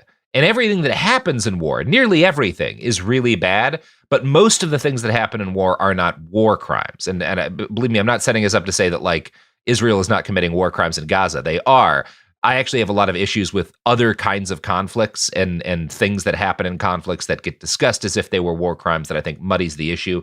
We're going to be trying to make it clear like what international law actually covers and what kind of that coverage means and all that stuff, so that hopefully, people can have a little bit more information going forward when they try to talk about like, is this something that's just bad that happens in war versus is this a war crime? Because that actually matters when it comes to, the theoretical idea of a rules-based international order in prosecuting this stuff. So the first thing we have to get into is the idea that like war crimes are a pretty recent conception. The idea that like there would be a thing that you could do as a country that the international community would come in and have beef with does not go back very far, right? Yeah. We are talking the 18th century. So really the last 200 years has been when this really all started to get codified. We start with the Geneva Convention in 1864. There are several Geneva Conventions in 1949. There's I think 2 more in 1977. You also have the Hague Conventions in 1899 and 1907. And these are all, so part of what that should suggest is that like, even within kind of the realm of codified war crimes law, it's kind of been a slapdash catch-as-catch-can affair, right? Like people have come together and made rules that were largely based on the shit that either had just happened or that they thought was about to happen. And one of the consequences of this is that the actual legislation about like what is and isn't illegal to do in war is really uneven. A great example of this would be the idea of dum-dum bullets, right? This is a thing that you get kind of around the turn of the century, which is, so most bullets that are used in war are what are called full metal jacket, right? And that just means that there's a copper generally jacket around the lead bullet. And there's not like a hole in the middle or whatever. Like a modern, like if you go up to a police officer and take his gun, which is very easy and safe to do, legally that was a joke. You will notice that all of the bullets in that gun have like a little divot in the middle of them, right? And the purpose of this divot is so that when the bullet hits a person, it transfers more of its force into the meat of that person's body. This is the same with any bullet that like someone carries for self-defense generally. And this is actually a safety device in a way because bullets like this do not penetrate as much, and you don't want bullets that you're using in like an urban area for self-defense to penetrate as much because that increases the risk that if you miss or if you hit that person, that it goes through them and hits something else, right? But there was an understanding around the turn of the century that these bullets, which initially were not manufactured, soldiers would literally like cut like crosses in the tops of their bullets. Mm-hmm. I used to do this when I was a child. I would spent a lot of time shooting rabbits. It was kind of my thing that I did when I was a kid, and we used to dum-dum their air rifle pellets. Yeah. And there was this understanding that developed that this should be illegal because it causes additional harm. Now, the specific, I think this is like line 20 or something from the Geneva Convention, but it's employing weapons, projectiles, and material and methods of warfare which are of a nature to cause superfluous injury or unnecessary suffering, or which are inherently indiscriminate in violation of the international law of armed conflict, provided such weapons, projectiles, and material and the methods of warfare are the subject of a comprehensive prohibition and are included in an annex to this statute by an amendment in accordance with the relevant... Anyway, so...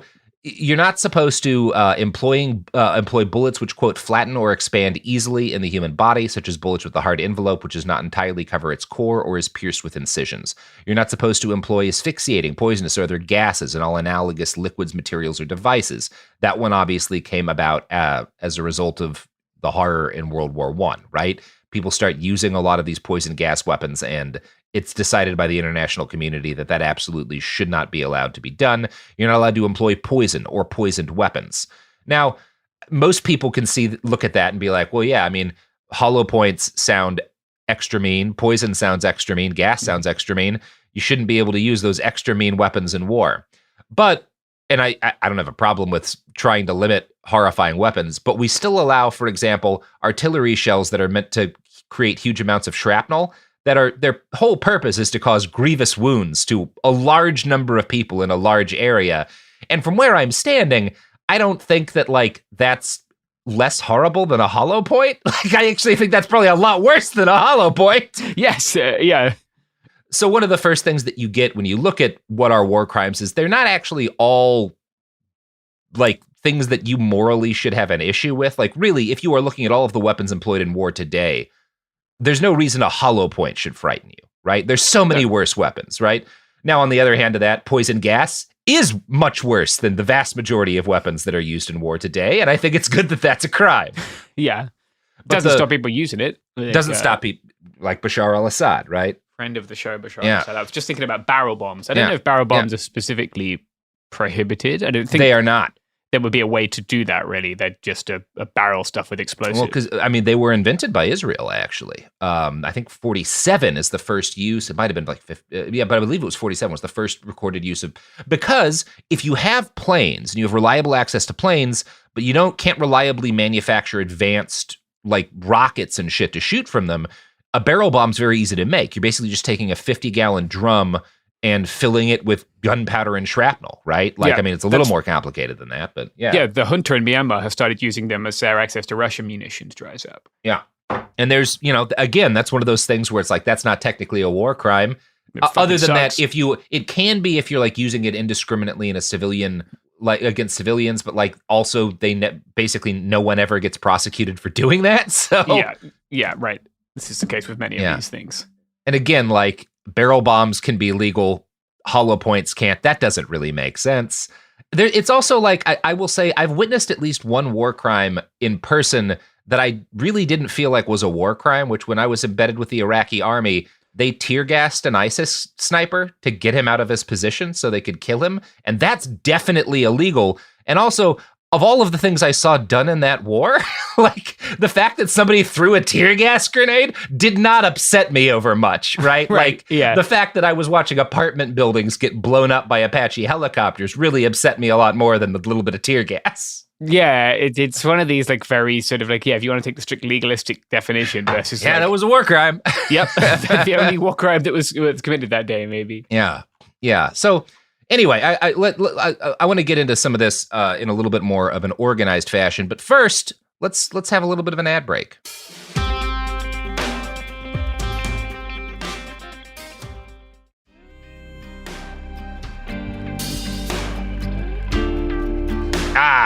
So we're back and we're talking about war crimes. So I want to just kind of go through and with some commentary, straight up read a large chunk of the Rome Statute of the International Criminal Court, Article 8, which largely defines war crimes as that term has a meaning in a legal sense. And it defines war crimes as grave breaches of the Geneva Conventions of 12th August 1949, namely any of the following acts against persons or property committed against the provisions of the relevant Geneva Convention.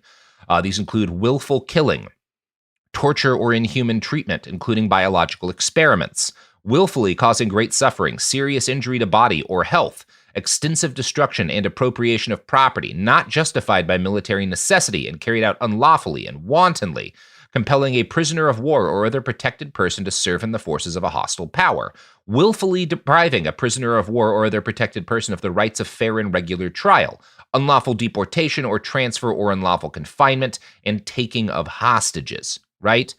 And you'll notice, among other things, a lot of that is stuff that you can find Israeli soldiers doing on TikTok, right? Yeah, streaming themselves doing. Yeah, I mean, particularly the clearest, maybe not the clearest, but one that comes up to me just because of some stuff I've seen of like soldiers posing with like stolen canes from Gazans who presumably were disabled and no longer have their canes for whatever terrible reason. Like these kind of like joking photos, that's a destruction and appropriation of property, right? You get a lot of videos of soldiers like going through people's property, taking stuff. destroying stuff, like those are war crimes. You are not as a soldier. Obviously, property will get destroyed in gunfights. It can get so there's part of why it's kind of hard to, this stuff is not prosecuted as much as it ought to be, but you are not supposed to just fuck with people's shit as a soldier. That is legal, you know? Is it one of the war crimes that is probably least prosecuted and most common? Absolutely. I think that is very fair to say. Yeah, look, Boris Johnson stole stuff from Saddam Hussein's palace in Iraq. You know, like, he's yet to be called to The Hague. And that would be one of those, like, I don't know, I don't like Boris Johnson, but also I don't have a problem with anyone stealing from Saddam Hussein, right? No, I have like no specifically, of all the bullshit he's done. But this is, I mean, that's one of those, because I would say a lot of soldiers I know who have been, and maybe didn't even realize themselves that what they were doing was committing a war crime, but just like, you're in somebody's house, they are gone, they ran, and like, you wind up fucking with shit. Like, it happens. I think what we're seeing, I think willfully is kind of an important term here, right? And I think that's really what we've seen very clearly in a lot of these IDF TikToks, right? Is people taking glee in the destruction of property. And I think that's very easy to prove as a war crime. I think anyone can make a moral distinction, right, between, like, I was recently in Rojava, and I was talking to some friends, and they were talking about how a lot of people died in IED blasts because they were going into buildings to try and get food or tea or sugar. Yeah. There's a distinction between going into the kitchen of an abandoned building and taking some sugar or whatever, rice, you know, than, these guys going through women's underwear drawers and taking pictures with their underwear. Yeah. I know some U.S. Marines who like happened upon a cigarette factory during the invasion and had like the uncut cigarettes that are like 5 feet long, and they just started like smoking a bunch of them. I guess that's destruction of property. Probably not going to be my priority as the ICC, but it also doesn't seem like the clearer stuff is their priority. So I don't know. Free my man with the 5-foot cigarette. He did that. Yeah. So other war crimes include intentionally directing attacks against the civilian population as such, or against individual civilians not taking part in hostilities. There's a video going around right now, man in his 50s in Gaza who was working a market stall and was shot by an Israeli drone, just executed. There's no way to describe that other than intentionally directing an attack against a civilian not taking direct part in hostilities. That is a war crime.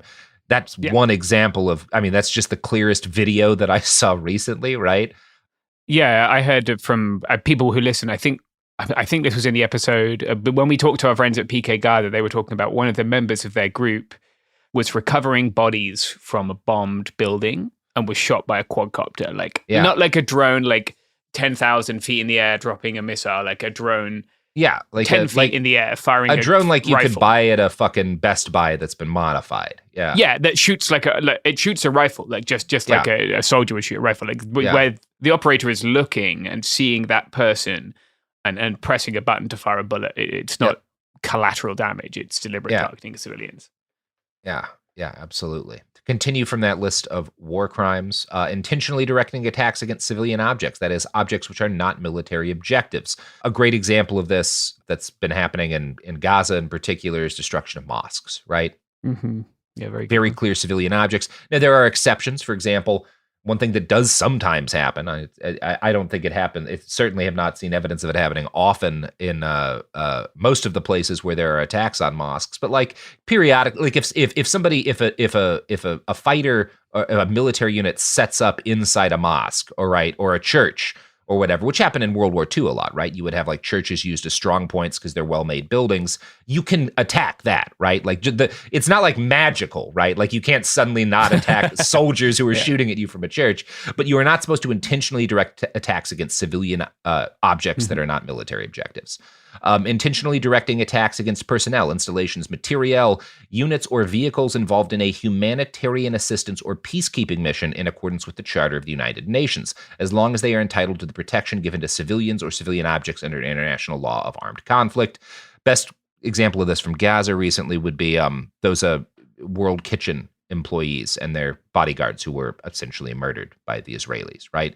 Very clear, internationally recognized humanitarian assistance, very clear war crime. If you can prove it was intentional, I'm sure there's, that's a court case, right? But I think pretty clear. And then there is intentionally launching an attack in the knowledge that such attack will cause incidental loss of life or injury to civilians, or damage to civilian objects, or widespread long-term and severe damage to the natural environment, which would be clearly excessive in relation to the concrete and direct overall military advantage anticipated. This is one of the top things that is a war crime that never gets punished, because it is so hard, because that it seemed like most of what I have seen planes do in war seems like it falls under this, where it's like, wow, that's a lot of environmental damage, a lot of incidental loss of life and injury, but is it excessive in relation to the concrete and direct overall military advantage? Well, the people ordering those airstrikes would say no, right? And like, right. Yeah. And that is one of those things where it's like, well, I know what looks like crime to me, you know? Yeah. But could I win an ICC case about that? I don't know. Now, I want to actually move over to talk about Ukraine here, because I think that number one doesn't happen enough on the left. And I think there's some really good, clear examples of Russian war crimes here, because one thing that you're not allowed to do is, quote, attacking or bombarding by whatever means towns, villages, dwellings, or buildings which are undefended and which are not military objectives. And both of those last 2 points make it very clear that the Russian military committed war crimes against Ukraine from March 4th to March 31st, 2022, when they occupied the town of Bucha, which is about 30 kilometers north of Kiev. This is one of the best, probably the best documented Russian war crime in Ukraine at the moment. And I'm not saying that this is it's not nearly the only, it's just like a particularly well documented example. As of this point, you know, we're almost 2 years past when Bucha got liberated. The bodies of more than 1,000 civilians have been discovered in the Bucha region. At least about 650 people are known to have been executed by the Russian army. And these are pretty hideous mass executions. A lot of people were held for a week or two prior to being executed. There's significant evidence of torture, of beatings of civilians before their summary execution. And yeah, it's a very clear example of a war crime. Like I don't know how else to say it. I will read a quote from this Human Rights Watch article that interviewed some funeral home workers in Bucha. Another funeral home worker, Sergei Matyuk, who helped collect bodies, said that he personally collected about 200 bodies from the streets since the Russian invasion began on February 24th. Most of the victims were men, he said, but some were women and children. Almost all of them had bullet wounds, he said, including around 50 whose hands were tied and whose bodies had signs of torture. Bodies with hands tied strongly suggest that the victims had been detained and summarily executed. And that's 1,000 people. It's a hideous war crime, right? Like that's a mass killing of civilians. Crucially, there's no argument in one way in which civilians always are killed in war. And it's not usually a war crime because it generally happens while there's gunfights going on, while you're carrying, and you can claim like, well, look, you know, you can't stop bullets from going through buildings. You can't stop people from getting hit by shrapnel. You're fighting in a city. Civilians are going to die. This is a very clear case of this town was occupied. There was not resistance ongoing in it, and they were mass executing civilians. That's illegal. You're not allowed to do that, theoretically, if international law means anything. Now, I do want to get to another case of a war crime or a thing that people call a war crime that isn't a war crime. And for this, we're actually going to go back to the first Iraq War, Desert Storm. But before we go to Desert Storm, let's go to these ads.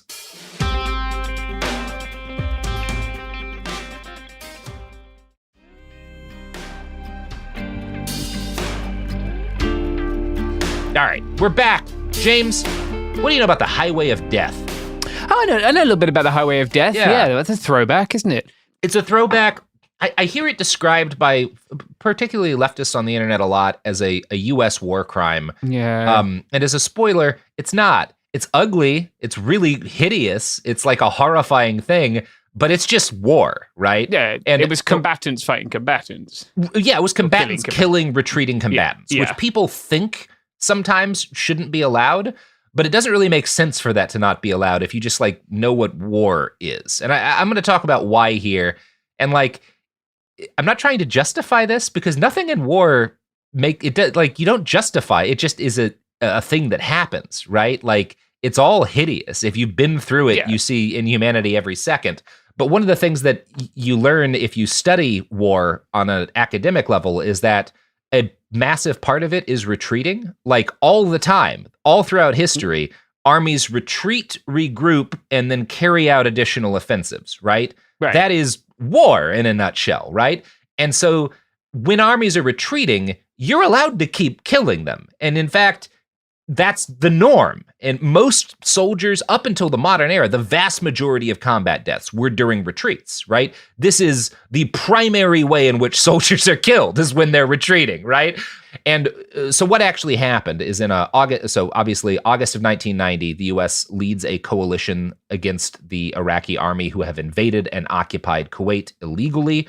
One of my stances on this is that Iraq very clearly violated international law and they shouldn't have been allowed to occupy Kuwait. Now, there's a lot of things about like U.S. involvement in Iraq prior to this that are, you could say, extenuating, including the fact that like we had kind of pushed them to invade Iran and then played both sides of that conflict. And that was part of what Saddam was pissed about. But that doesn't justify Kuwait being occupied, right? You can't just get mad and invade somewhere. Unless you're America. Unless you're America, which we're going to do to Iraq not much longer after this. Yes. But in this case, we're more or less on the better side of things, right? And we basically immediately throw the Iraqi army into a full-fledged retreat. This culminates in late February 1991 with a huge number of Iraqi soldiers and military vehicles jammed up on a convoy on Highway 80, which is the highway that connects Iraq to Kuwait. And what we do is we use our planes to blow up vehicles on both ends of this convoy of like 3,000 vehicles, which then traps thousands and thousands of soldiers inside these walls of fire. So we can spend 10 hours bombing them. And this is fucking hideous. The event is memorialized, and this is part of why people think of it as a war crime, in a picture by a photojournalist of the corpse of an Iraqi soldier, hideously burned, frozen in time as he tried to flee his flaming tank. And that picture, you can find it. It's horrible. It's a great example of why war is bad and we should do less of it. And it is, it's one of those things. A lot of U.S. soldiers who participate in this feel uncomfortable with it, feel like they are unnecessarily killing a large number of people. And you can make that case. You can make a case, and I'll listen to it, that this was hideously evil, but it's not a war crime, right? Now, Saddam's going to make that claim, arguing that his soldiers are trying to peacefully withdraw, but there's like a definition of that, and what the Iraqis were doing didn't meet it. What actually happened is that the Iraqi army made contact with the U.S. army, and then they went into a retreat. They were attempting to leave the area after losing a fight, and they had not formally surrendered. And there's nothing in international law that makes it illegal to kill soldiers who happen to be withdrawing, right?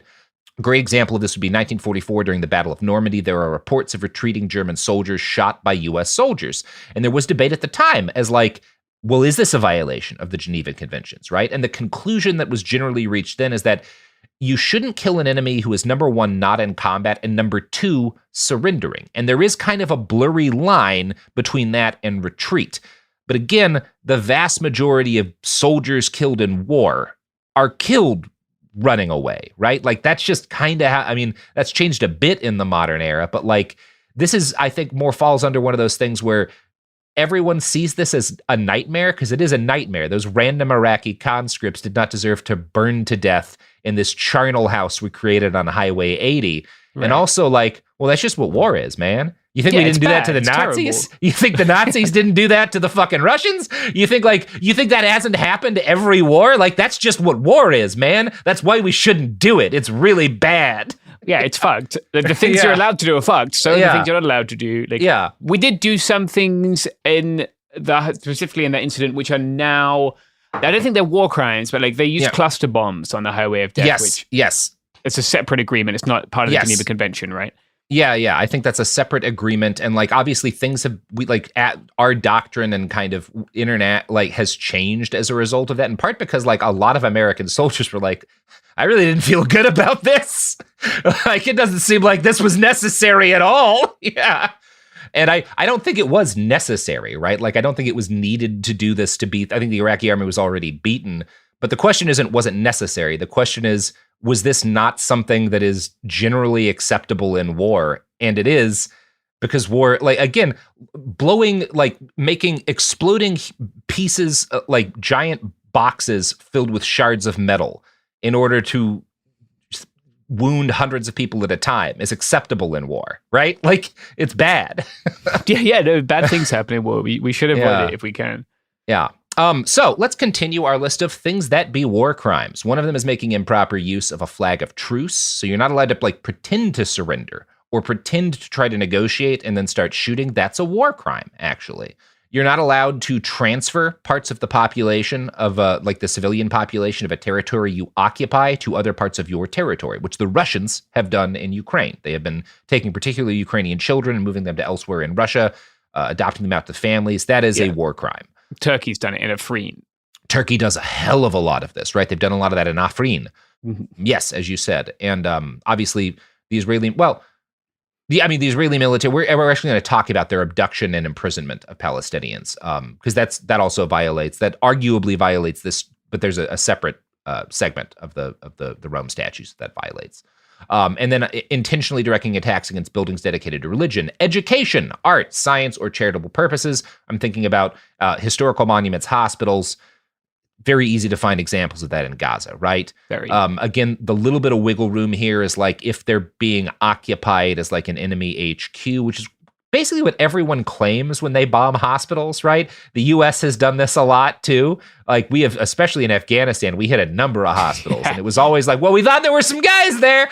We weren't trying to, right? And Russia and Israel both have extensive histories doing this. During the Syrian civil war, Russian planes backing the Assad regime regularly targeted medical facilities in Aleppo, at least 27 times from fall of 2015 to the winter of 2016. More recently, Russia has targeted hospitals in Kherson, per this Guardian article. Quote, since December 2022, the Russian army has been bombarding Kherson from dug-in positions on the nearby left eastern flank of the Dnipro River.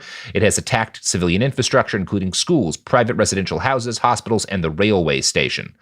And yeah, it's pretty hideous. Like, these are systematic attacks. The Center for Information Resilience has documented 14 separate attacks over 6 months between December of 2022 and May of 2023, striking hospital facilities several times with the apparent purpose of degrading their capacity to continue to serve the civilian population.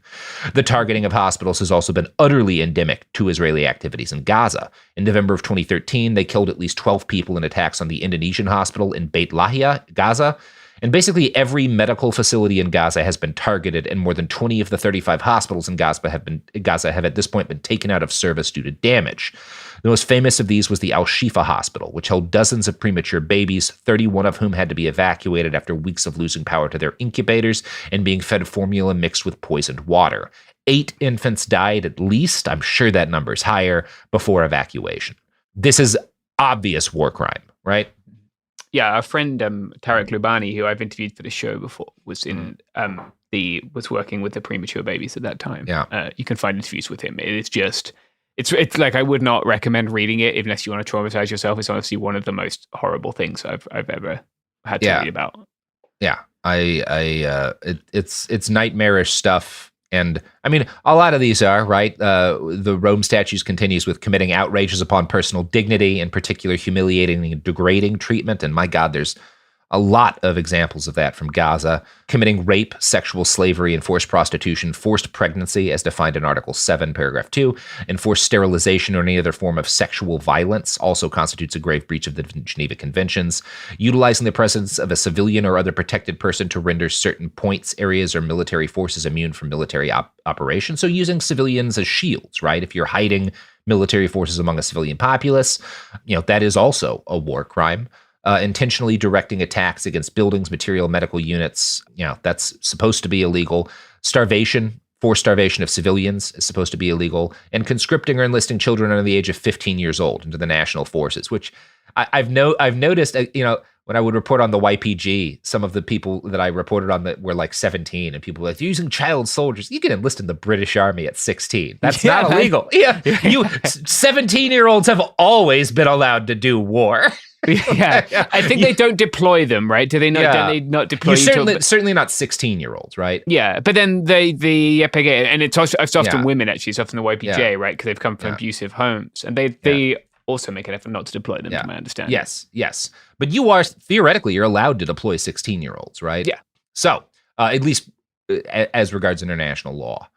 So, and then of course we get to kind of some of our final war crimes, which, I haven't gone over a comprehensive list, but this gives you a good list of the things covered, between the various different statutes and international agreements. Violation to life and person, in particular murder of all kinds, mutilation, cruel treatment, and torture, committing outrages upon personal dignity, in particular humiliating or degrading treatment, which is maybe the most common by numbers thing that I see happening in Gaza, right? Certainly not like the killing is much more offensive, but like there's so many examples of like outrages upon personal dignity, the taking of hostages, the passing of sentences, and the carrying out of executions without previous judgment pronounced by a regularly constituted court. And then you get to paragraph 2. There's a note like after this, all of this stuff that like you're not supposed to do: violence to life and person, committing outrages upon personal dignity, taking hostages, doing summary executions. And then there's a note that like this applies only to armed conflicts and not situations of internal disturbances and tension, such as riots, isolated and sporadic acts of violence, or other acts of a similar nature, which is fun to me because it's like the international agreement's like, well, I mean, countries can do this to their own people if they want, right? Like that's not a problem, Yeah, go ahead. Which I guess is probably, we're in a gray area with some of what Israel does to Palestinians here, because like one of the things that has been happening for a long time, has continued to happen, is there are presently 9,500 at least Palestinians from the occupied West Bank in captivity. Prior to October 7th, that was just 5,200 people. So this escalated significantly after that. Most of these were people who had been arrested before for stuff literally like waving a flag or like posting on social media in sympathy with Gaza. 15 of these people have died since October 7th. A number of them have been tortured and beaten. This is the kind of thing that could be a war crime, except for, again, you have that little note that like this doesn't apply to internal disturbances. And in the West Bank, you can say that that's an internal disturbance, right? Which is, bullshit. Yeah. I don't love that that's the way that works. And yeah, it's one of those things. And another thing, to be fair here, one thing I should note, because we're about to talk about the actual ICC investigation that's going on, the taking of hostages is a war crime. So there's been a lot of talk about, because there's been disinformation about how many civilians did Hamas kill, right? Like how many, we had that bleak period of we were looking at dead babies and arguing, were those babies beheaded or did their heads just come off because they burnt to like, Hamas definitely committed war crimes, and we know that because they admitted to them, because Hamas does not deny that they took hostages. That's a war crime, right? Again, should you be as offended by the taking of hostages as the killing of 35,000 people from the sky? Well, no, but I would also say that the taking of hostages is not like tear gassing a sniper. I think that that's bad. You shouldn't take civilian hostages. Yeah. That makes sense as a war crime to me. Now, this kind of leads us to the crux of our discussion, which is like, should you actually care about what a war crime is and isn't, right? And I'm going to argue yes, even though as we've made the case here, it's not a perfect thing. This is not a perfect, whether or not something is a war crime does not make it a perfect measure of morality.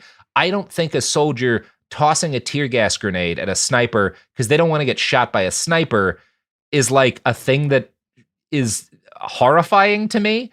And I do think that, for example, the use of shrapnel shells is horrifying to me. Having seen what happens to people when they get gutted by shrapnel, I don't think those are good. And I know what I think is a worse thing to do. But even with that taken into account, I think that a lot of this does matter, and that it is good that the ICC has recently announced a set of warrants, both against Benjamin Netanyahu and against 3 Hamas leaders, right? And I saw some people saying when this got announced that there were like these warrants against these Hamas leaders alongside Netanyahu and his defense minister, Yoav Gallant, that like, oh, they're both sidesing it. No, Hamas took hostages. If the ICC is going after Israel for its clear and obvious war crimes, we know that Hamas took hostages. It's not wrong that the ICC would issue a warrant there. That's their job, right?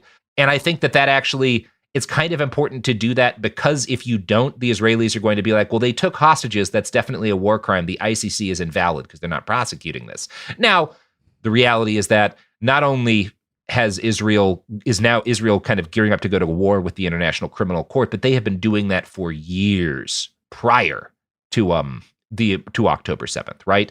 And in fact, a couple of years ago, I think in 2021, the ICC launched an investigation into Israeli actions in Gaza, right? This started when the former prosecutor of the ICC, Fatou Bensouda, made the call to start a formal investigation. And that culminated a couple of weeks ago in the ICC issuing an arrest warrant for Benjamin Netanyahu.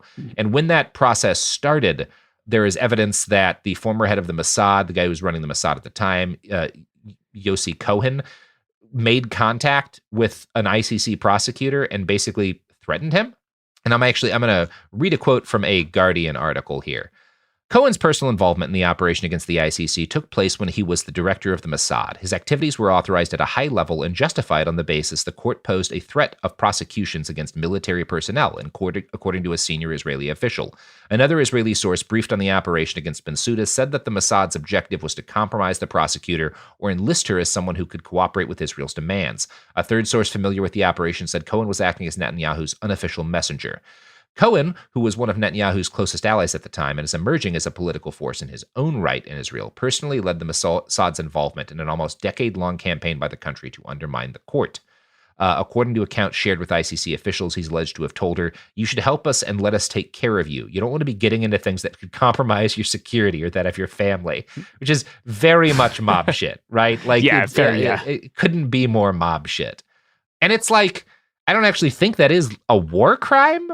I don't even know, because I guess they didn't even think anyone would do that, right? Like that you would just hey, we could break your fucking legs, Miss Prosecutor lady, like we the Mossad. I don't even know that because at least from my reading over of the Rome statutes, that's not listed. Maybe they should add that one in there. But yeah, this has been a brief overview of what be a war crime. I hope you find this helpful in your discussions of what be a war crime. But I do kind of want to end on the note, again, does any of this matter? What's going to... Well, no. Do I think that, like, Benjamin Netanyahu is going to actually be taken to Den Haag in fucking chains? I mean, maybe someday, actually. I don't think that that's impossible. I don't think we should give up hope for that. And this is a necessary precursor to that. And I think it's good. And I think the evidence that this is valuable. If you want my best case for why this matters, Israel spent 10 years previous to the announcement of this warrant devoting Mossad resources to an underground campaign to sabotage and threaten the ICC. That means they see this as a threat. Yeah. They consider prosecutions like this to be dangerous to them. And that means you should at least passively support what the ICC is doing here, right? Netanyahu's regime considers this a threat to their operations, to what they're doing in Gaza, and I think that's enough of a reason to think that it's good. Yeah. If they think it's going to stop them murdering civilians, then yeah, it's good. We don't need to beat around the bush too much. Anyway, yeah, it'd be nice to see someone who wasn't from Africa prosecuted at The Hague. That would be. Hey, no, they got those Serbians, right? They got get a couple some of Serbs. They got a couple of Serbs. Yeah. It's true. Yeah. Let's throw an Israeli or two in there, and yeah, some of those Hamas guys. I'm fine. Like, look. Something. Let's try to do something. Yeah. Maybe let's make a statement that it's bad to murder and kidnap civilians. It's bad to. Yeah. I don't know. I'm very critical of the idea that there ever was a rules-based international order, but I think we should try that sometime. It'd be nice to have some rules. Yeah. Anyway, James. Yeah. Anything else to add before we cut out here? No. Don't engage in war crimes. Don't commit a war crime. Yeah, don't commit a war crime. Avoid that if you can. Yeah. Don't engage in war if you don't have to. It's not really try to avoid war, because one of the things reading through this, I think about all the things I've seen that I'm like, well, I could argue that was a war crime. They happen a lot, it turns out, or at least edge cases are most of the things you see in war. Yes. Anyway, we're done. Hey, we'll be back Monday with more episodes every week from now until the heat death of the universe. It Could Happen Here is a production of Cool Zone Media. For more podcasts from Cool Zone Media, visit our website, coolzonemedia.com, or check us out on the iHeartRadio app, Apple Podcasts, or wherever you listen to podcasts. You can find sources for It Could Happen Here updated monthly at coolzonemedia.com/sources. Thanks for listening. When someone you love is facing cancer, you want to do more than send a card or flowers that will wilt in a week. You want to actually help. That's where the Balm Box comes in. Our care packages are built from research with over 500 cancer patients and caregivers, packed with items people actually use during treatment. Think soothing, practical, thank goodness I have this kind of relief. For you, it's not just a gift, it's a way to show up in a moment where words fall short. For them, it's comfort, calm, and a reminder they're not alone. From chemo-friendly boxes to mastectomy recovery kits, even options for men, we've made it simple to give something that's elegant, premium, and genuinely useful.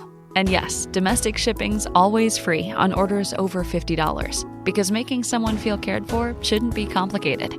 So skip the empty, get well soon. Send real help, real comfort, and maybe even a laugh. Visit thebalmbox.com. That's TheBalmBox.com. Balm, like healing and care. The Balm Box, because cancer patients don't need bouquets and brownies. They need balm. I actually drop better when I'm high. It heightens my senses, calms me down. If anything, I'm more careful. Honestly, it just helps me focus. That's probably what the driver who killed a 4-year-old told himself. And now he's in prison. You see, no matter what you tell yourself, if you feel different, you drive different. So if you're high, just don't drive. Brought to you by NHTSA and the Ad Council. The human body is a beautiful machine, and keeping it running means understanding how it actually works. Which is why This Podcast Will Kill You is doing a multi-part series on sleep, what it's for, why our bodies don't follow neat rules, and why modern life is not helping. When you consider what we know about sleep in humans, there's one rule that comes out. We are predictably unpredictable sleepers. We'll continue exploring how the body works with a multi-part series on digestive function. So listen to our newest series, which runs January 20th through February 17th, with new episodes every Tuesday. From the Exactly Right Network, listen to This Podcast Will Kill You on the iHeartRadio app, Apple Podcasts, or wherever you get your podcasts. Welcome to Dirty Rush, the truth about sorority life, the good, the bad, and the sisterhood. With your hosts, me, Gia Giudice, Daisy Kent, and Jennifer Fessler. The reality of Greek life has been a mystery for those outside the sorority circles until now. Is it really a supportive sisterhood that's simply misunderstood? Or is there something more scandalous happening on campuses across the country? Let's get dirty. Listen to Dirty Rush on the iHeartRadio app, Apple Podcasts, or wherever you get your podcasts. Hey everyone, it's Emily Simpson and Shane Simpson from the Legally Brunette podcast. Each week, we're bringing you true crime through a legal lens. Whether you want all the facts on the disappearance of Nancy Guthrie, or you still need to wrap your head around the Diddy verdict, we're breaking it all down step by step. And we're not just lawyers, we're also husband and wife. It makes for some pretty entertaining episodes. Listen to Legally Brunette on the iHeartRadio app, Apple Podcasts, or wherever you get your podcasts. This is an iHeart podcast. Guaranteed Human.